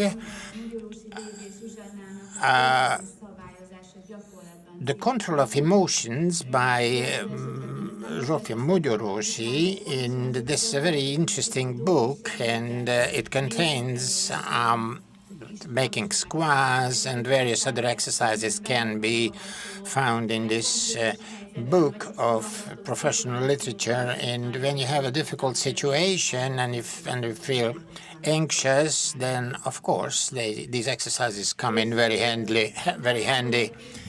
And we're 10 minutes behind schedule now, so we shall have a longer break after 12:30, but a block of our plenary session is still to come this morning, so it's really very important for us to involve young people, and members of the young generations must articulate their experience also concerning intellectual, emotional intelligence, because members of this generation are also active participants in the labor market, and whether they like it or not, they work together with my generations.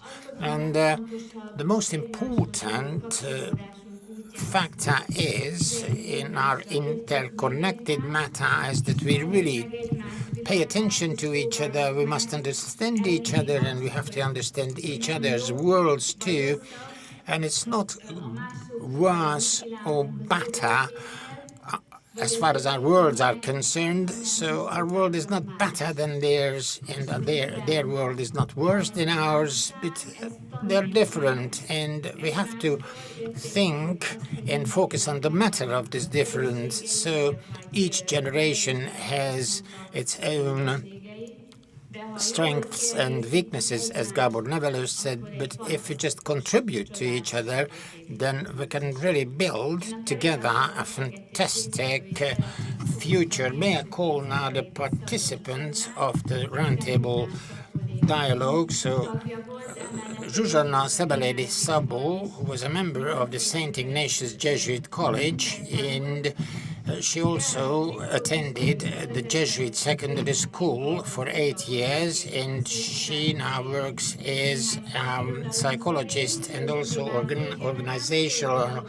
development trainer at the Value Team Consulting Limited, and she's a member of Z generation, but she's on the verge of becoming a member of the Y generation.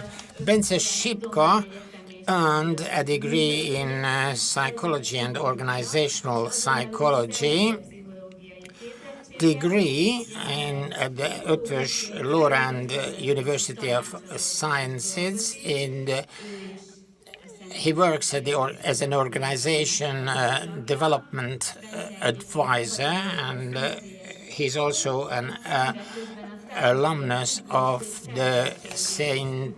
Ignatius Jesuit College. He's a passionate runner and performs research in technical addiction and what the factors are that help to develop addiction. So internet, smartphone, video games, and pornography.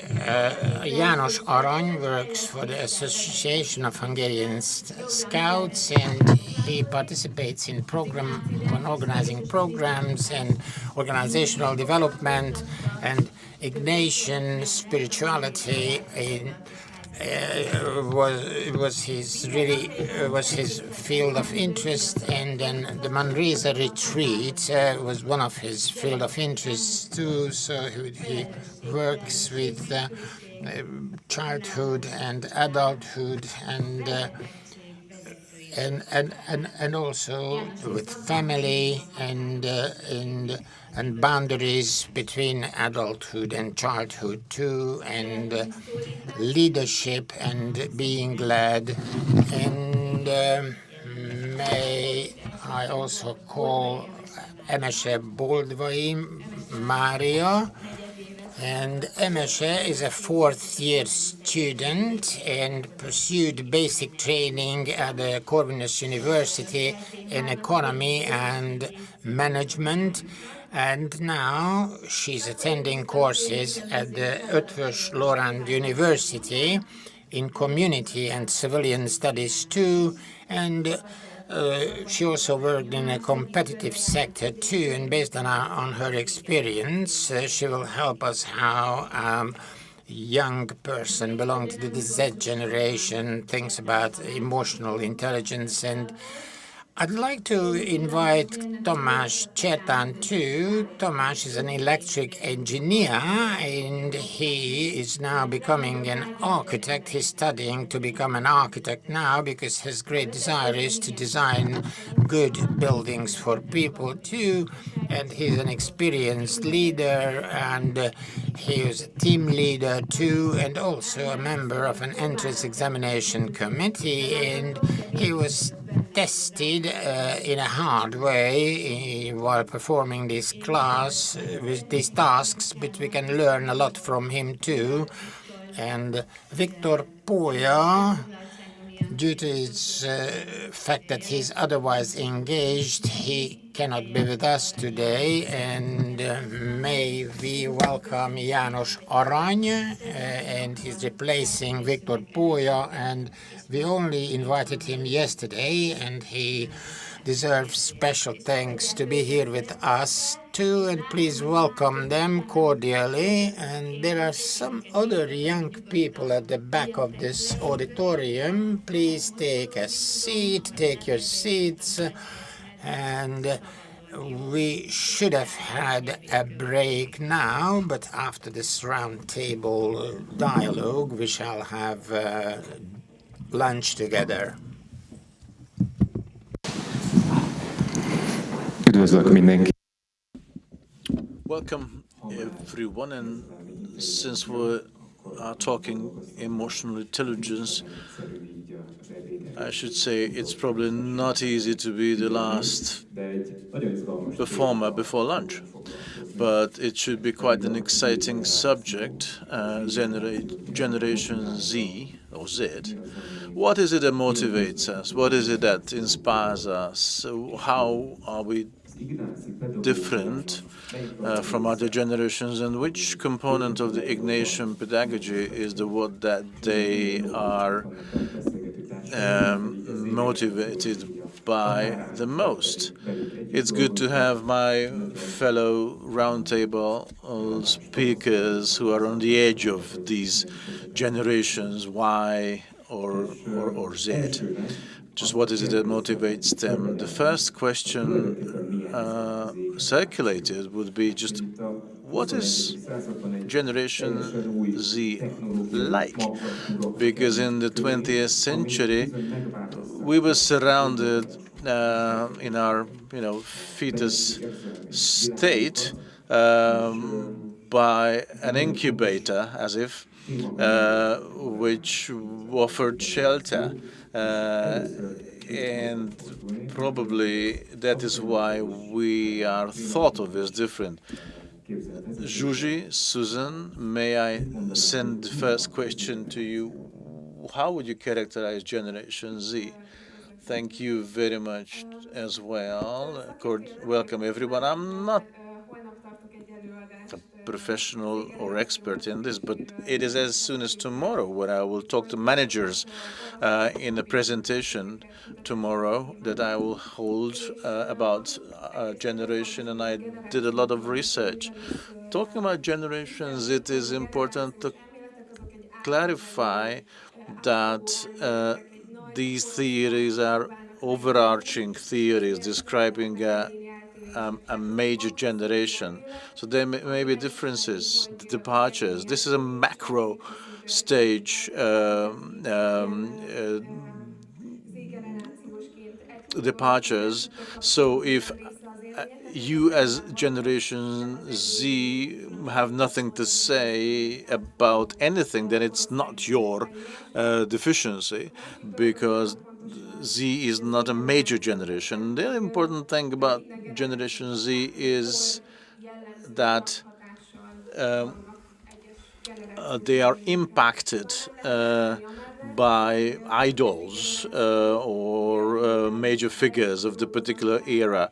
So we may not look away from the fact that this generation grew up absolutely wired, full of devices and contraptions. So up to 2010 is where the limit is, i.e. the present generation of age up to 27, 28.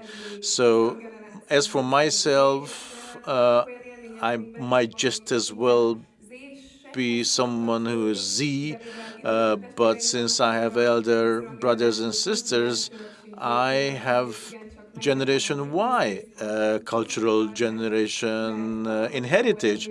So I know about Britney Spears, I know about Tamagotchi, and many other stuff, and so much more.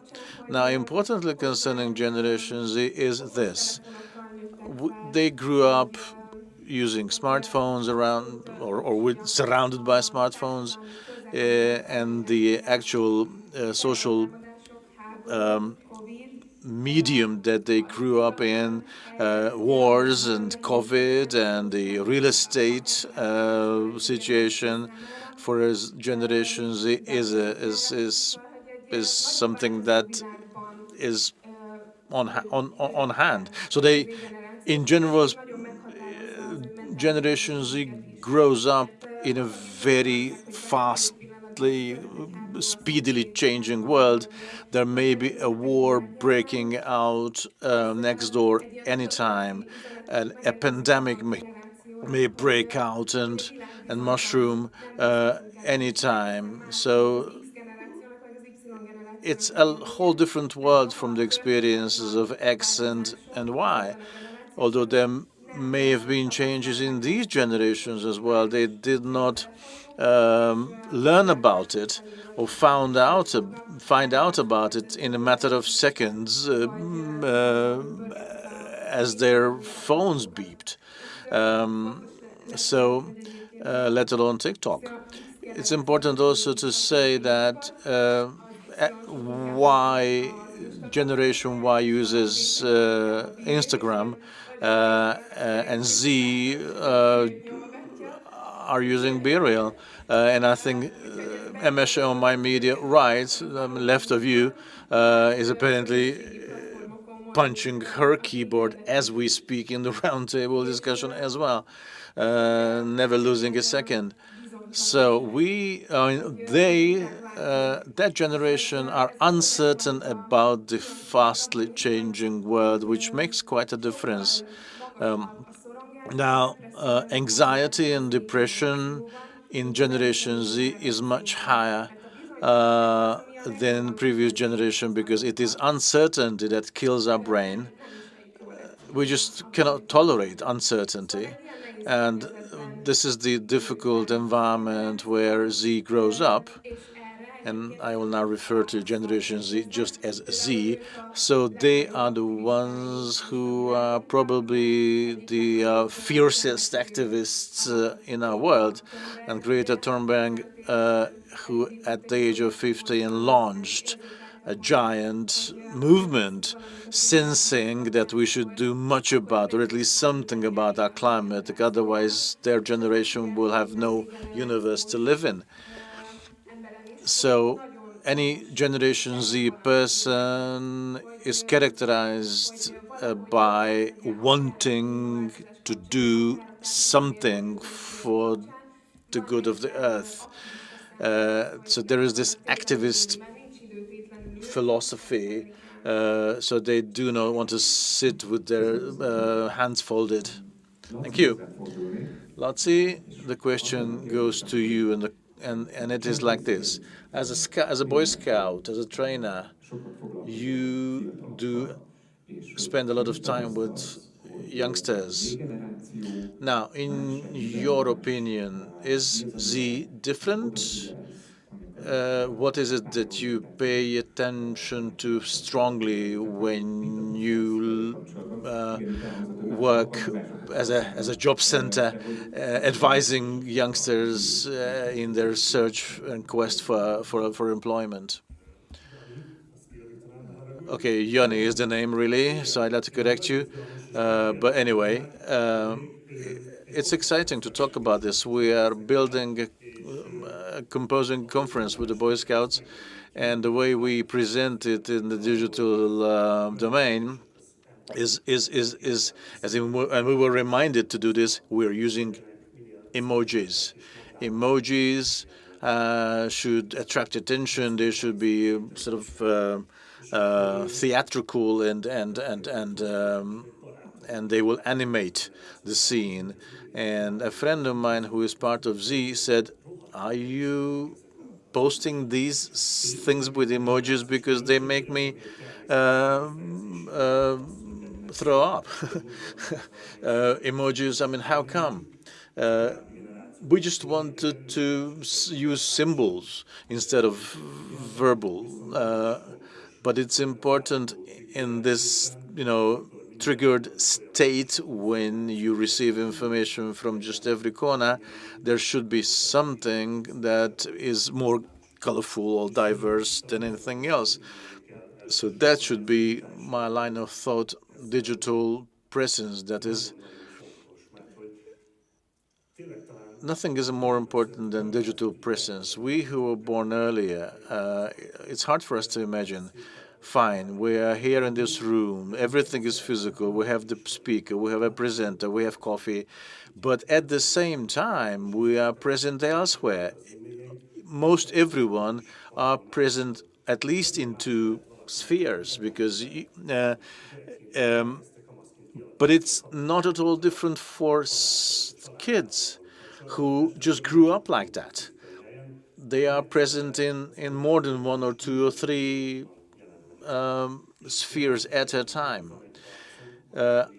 Obviously, I have a physical appearance, a face that I have, an avatar for the outside world, for the digital world.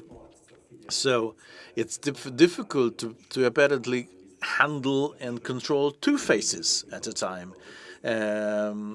And it's quite a challenge to master two faces. Now, secondly, and this is something positive because there's a lot of, we're dubious about stuff and we are uncertain and we are full of anxiety. Now, you asked me about my experiences.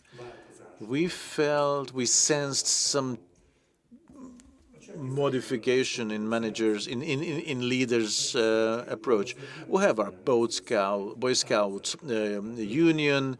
We abide by our policies and internal laws, and while previous generations were a bit more, revolutionary or less law-abiding. Interestingly, the new generation is very much law-abiding, very obedient, not that much focused on autonomy. At the same time, we also witnessed that, like I said, the presently growing Z want to see things around them transparently, properly formulated, worded, specified. So they have this urge, they have this need for the world around them being calculable, and that is probably a key term, which is positive. And this is a cornerstone that one may build upon. And in an organization, at a workplace, it also appears that processes and connections should be transparent.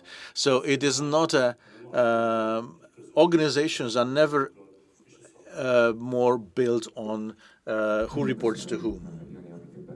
Thank you, Yanni, for what you brought in as subjects, because we also need to talk about what the strengths and weaknesses, most the strengths of Generation Z. I'd like to add this. Whenever the online spectrum or sphere disturbs or embarrasses us, we call it technoference. So you're in a family environment, you're at dinner, and time again, you're interrupted by your beeping phones, by receiving emails or calls. You certainly are removed and alienated from your environment. Now, Tomasz and, of course, Emes, a question to you. As you work together with Generation Z, and having been born Generation Z, what do you think is anything that motivates Z? What is it that Z expect their leaders, their managers to motivate them? I'd like to initially echo that in my experience is very much person-based, or very personal, and whoever I work with are individuals coming from a particular social stratum, urban professionals, young urban professionals, YUPs, who obviously have their own differences between themselves. But now, in order to answer your questions in this subject matter, I believe that motivation vis-a-vis a specific thing is very fragile, because opportunities and openings reach us very easily in our present-day world. True that we can be devoted for anything very easily. We find very easily how to do something for the earth. But we are given options easily. And if there are any negative sensations or feelings about any process or leader, we are disillusioned very easily and march on. From our angle, the consequence of this is concerning a particular leader or his and her approach is that we expect leaders to lead us on a very personal, hands-on basis, very much hands-on basis, as if they were escorting us. Part of me should be left alone, and autonomy should be preserved, or sovereignty. At the same time, we expect leaders to escort us, to lead us by the hand, so that we achieve the common objective together. Thank you. So it's really very difficult to add anything to this question, but I'd like to join in to what you said. So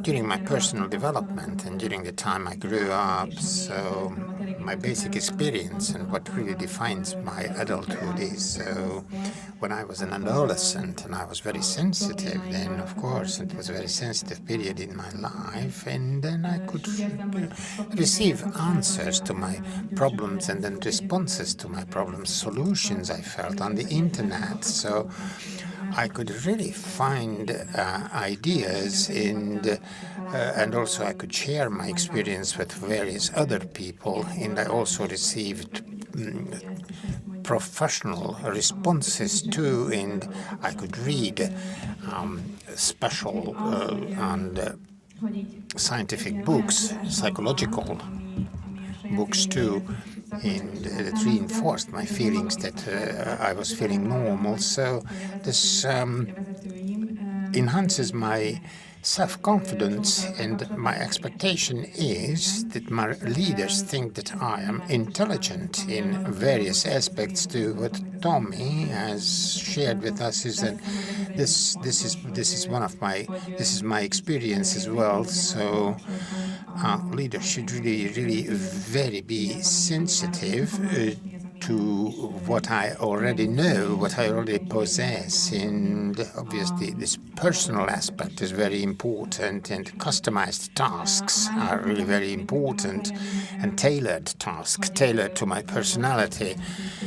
And what you said, Yoni, is that we have a lot of opportunities, and we'd really like specific goals, and it's very important at the beginning of a task to see a lot of details, because I am enthusiastic, but it's very difficult to manage my time adequately and what I devote it to or what are not. So I really like specific aspects and specific goals and specific details, and these are factors that really influence my motivation as far as leadership is concerned. So now, getting to a different topic, because now we have touched upon various factors, so sensitivity and also independence, freedom. So these are very important aspects for the Z generation, and this of course offers a lot of opportunities. You have a lot of information, and you can acquire a lot of knowledge too, but at the same time you have uncertainty in the world surrounding you. So what do you think in Ignatian pedagogy and Ignatian spirituality, what is relevant in those to you and to your personal lives, and what is it that in this environment really addresses the Z generation? So St. Ignatius of Loyola is the agere and counter-governance. So what does it mean to you in today's world? Well, I'd like to respond to the first half of your question. So what is it that we can connect to as far as the Ignatian pedagogy is concerned? Well, we used to be students of the St. Ignatius Jesuit College too, and as we prepared for this dialogue, I could just identify myself with some of the Ignatian elements of pedagogy. So what really makes me really feel adequately in this Jesuit college too. And what Ignatius says, and it's closely related to what has been said here too. So we do not really want to. He does not really want to transfer specific knowledge, but he thinks in complex pictures about education and development.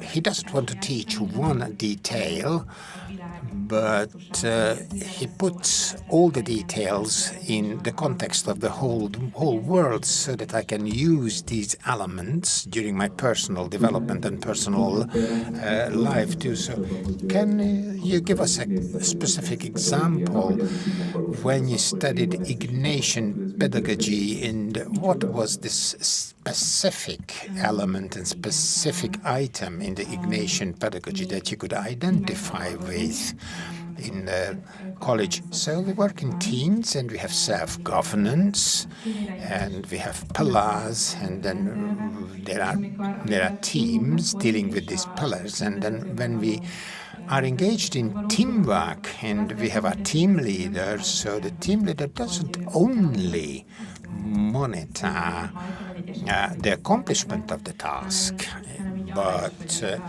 he also focuses on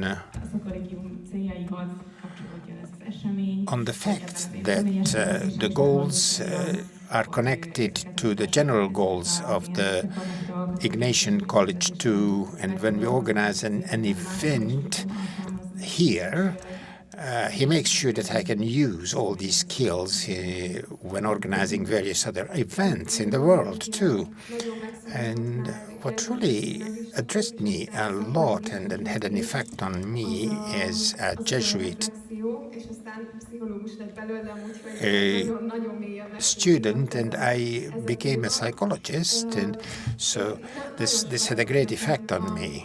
So the spiritual exercises gave me a lot during my studies at secondary school, and we really had an opportunity to look inside ourselves and what serves my purposes and what doesn't, and this self-reflection is was very important. So psychological contents can be reached very easily and can be accessed very easily now. And so if you look at Instagram and various other parts of social media, there are self-supporting psychological contents that are quite easy to reach and easy to access. And well, it makes it also very difficult for us to find a particular box in them. But of course, it's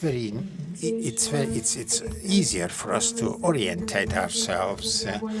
And what can be connected to Ignatian pedagogy is also social responsibility, as I have already said. So we are really trying to make the world a better place and help the development in the world. And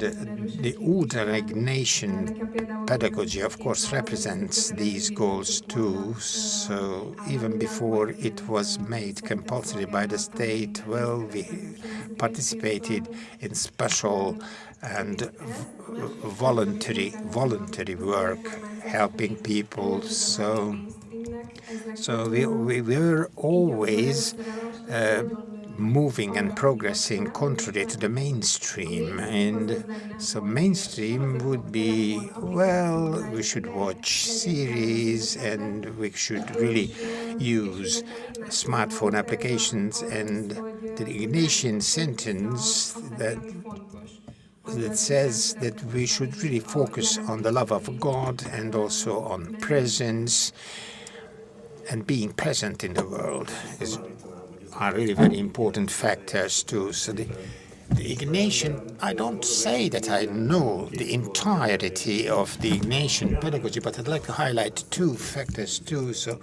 Gabor mentioned the two main works. So this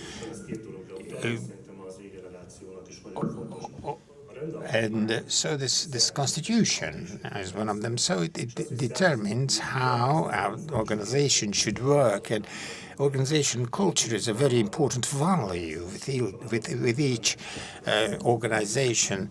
And of course, the Ignatian students should say that, and they are articulating this very strongly, that all organizations should have an organizational culture too, and it can also mean the culture of mistakes too and flaws too. And this organizational culture is not only about how you work in the organization, but how I am present in an organization like that. So, and it's really, and in spiritual exercises,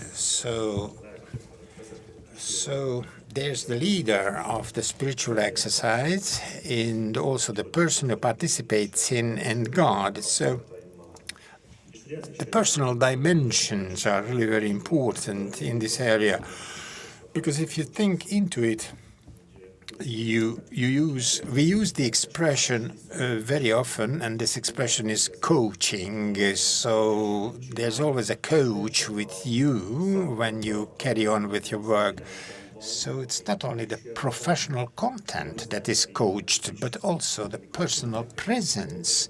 So when we do things, how we are present, and these two factors really contribute to each other. So organizational culture and also the presence of the human being together with the coach are really very important. And agere contra is really very important. So social responsibility recognizes this, and we have to progress against the mainstream and ecology and ecological awareness. And this applies to being present as well, because you should really try to exclude all these triggers and all these impulses and stimuli, because a lot of young people now are not using the smartphones because they want to be present. They are not only members of the Z generation, but also members of older generations. So connecting to reality is really what goes against the mainstream too. So I'd like to join in what Zsuzsi said, and you also, because to me reflection is very important. So this is really the most attractive thing to me. So because that's the general implementation of the Ignatian spirituality, and this is what I can experience here at this college too. So we have to be consciously present too. Either we are our leaders or subordinates. And I have a feeling that it's a basic experience as a member of my generation that the world has become a really fast place and a lot is happening. So your telephone rings and gives off a ping. And to me, this is also an escape from all the overwhelming things that I should really live through. And reflection is really a tool for counter-governance and counter-steering, because I urge myself to be present here consciously everywhere where I am bodily present. And yes, I think that to me, agare contra does not only mean that I am not following the wrong way, but I try to follow the right way. And this is the reason why it means a lot to me that I always reflect upon myself and also on what is happening to me.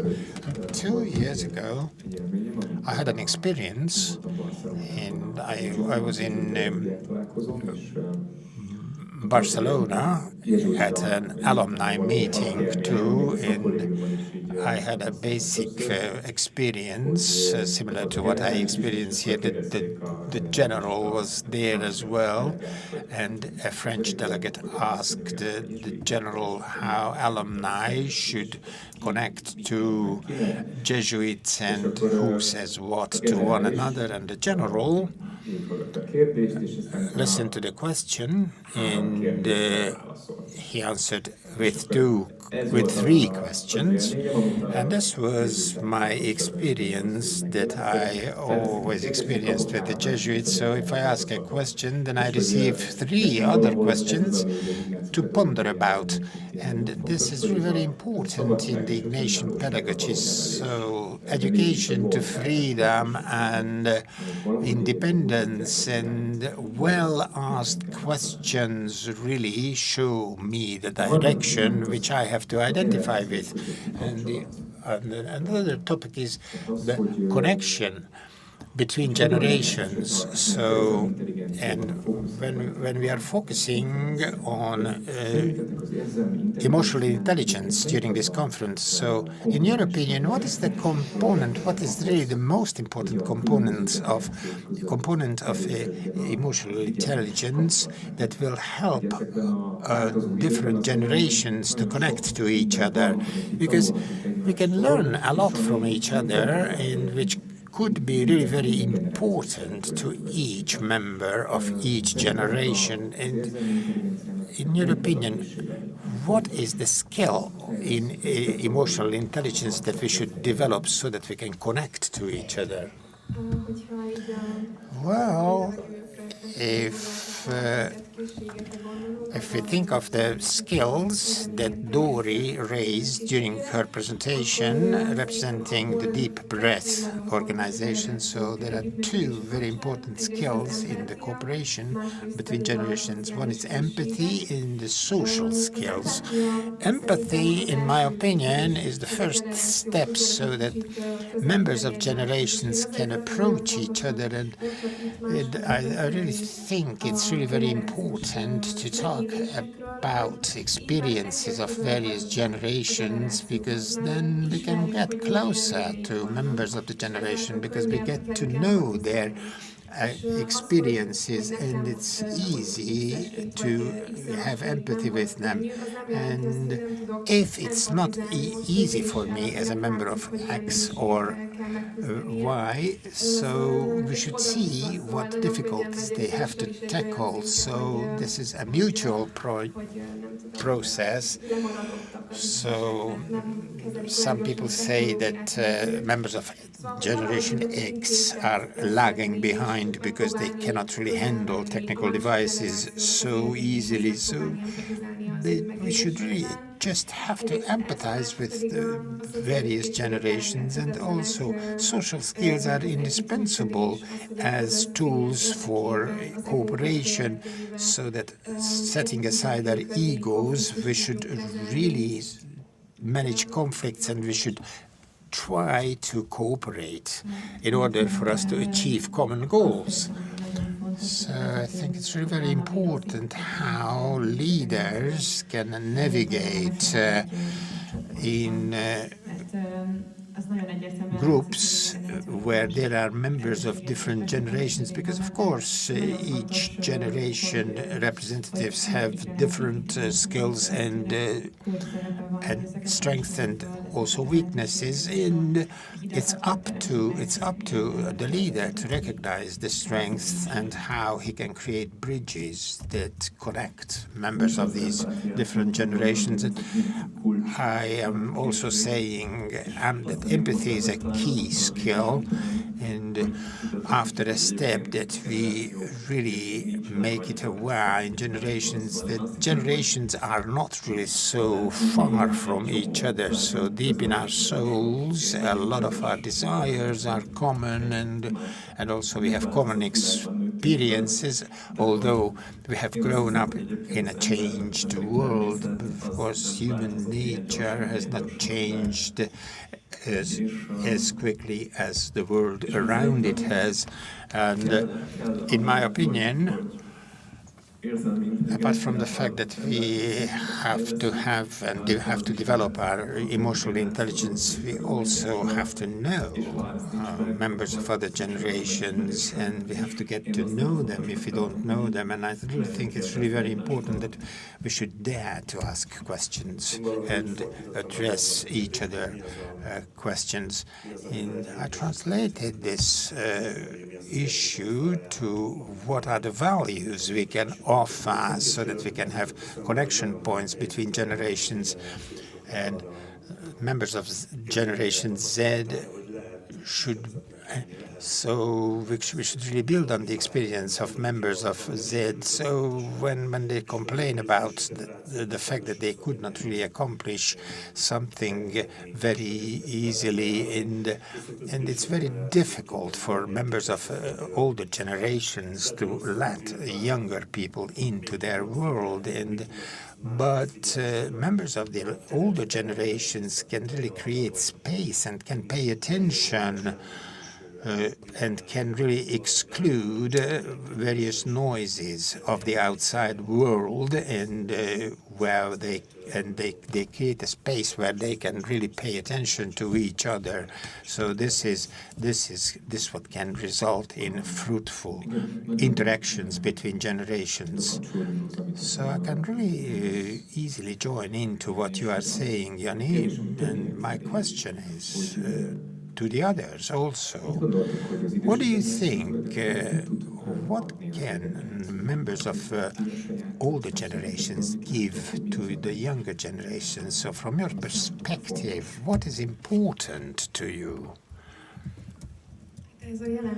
So being present is really very important. So presence is really very important. So while I'm working, I can notice that if I spend more time, multitasking is really a strong phenomenon in the Z generation, and it's not so much present in the lives of members of the older generations.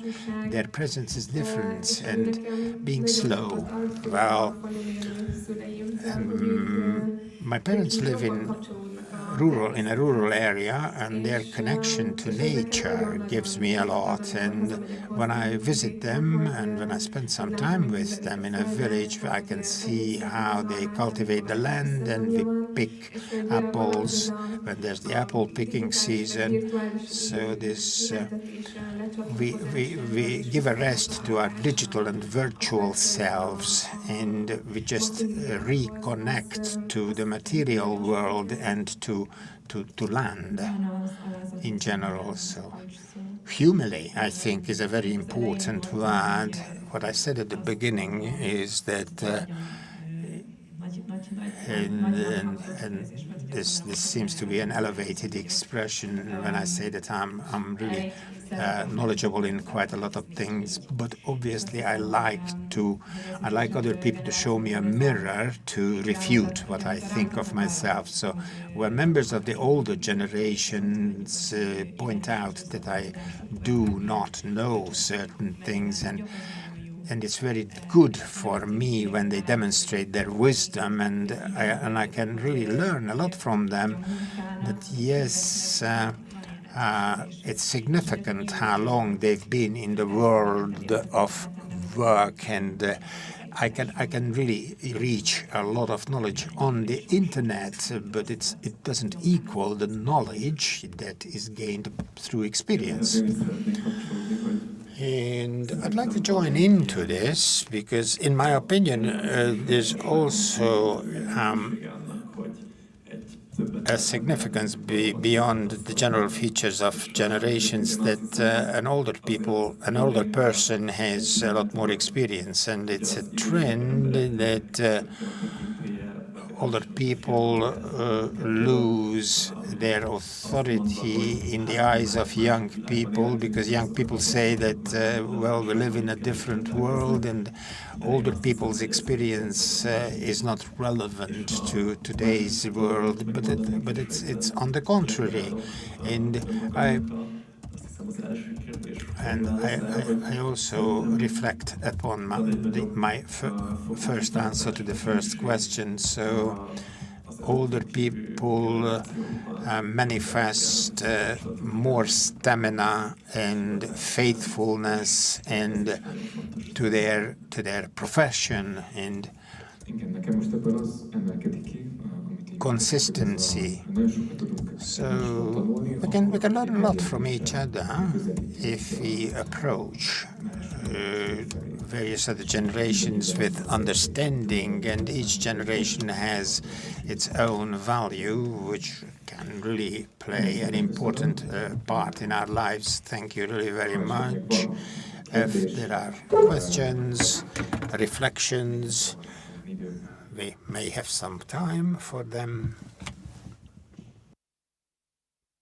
If there are no questions and reflections, thank you really very much for your participation, for this dialogue, and I wish you a very good rest of the day, and thank you very much for inviting us.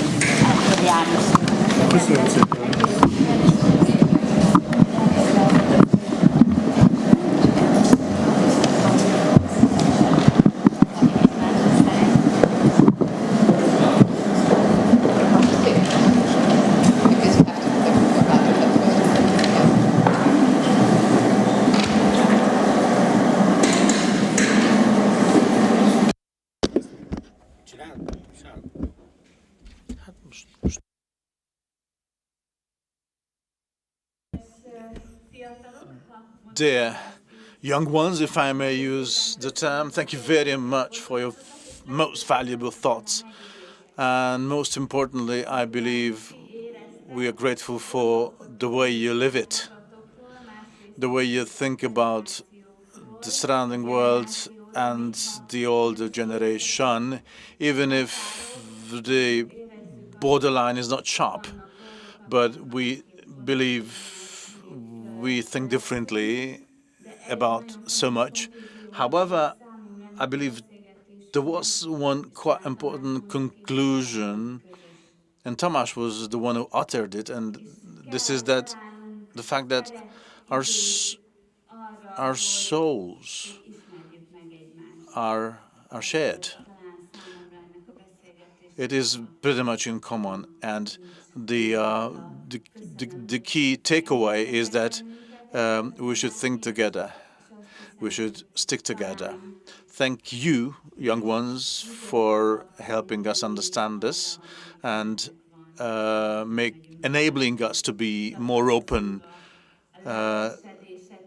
towards your perspective. Would like to join you in your efforts to save the world. Let's save the world together.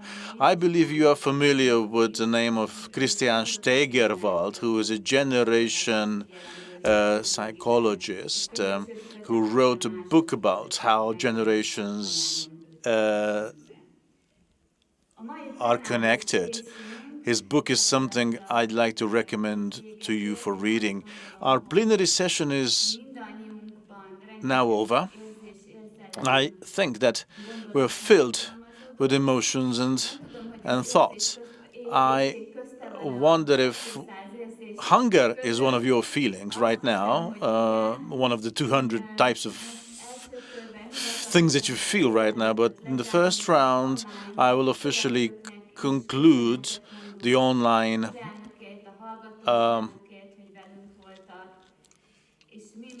session, and I'd like to bid farewell to those following us online.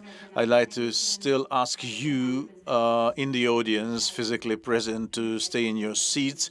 But at this point, may God bless you in the online sphere, and thank you for your time with us.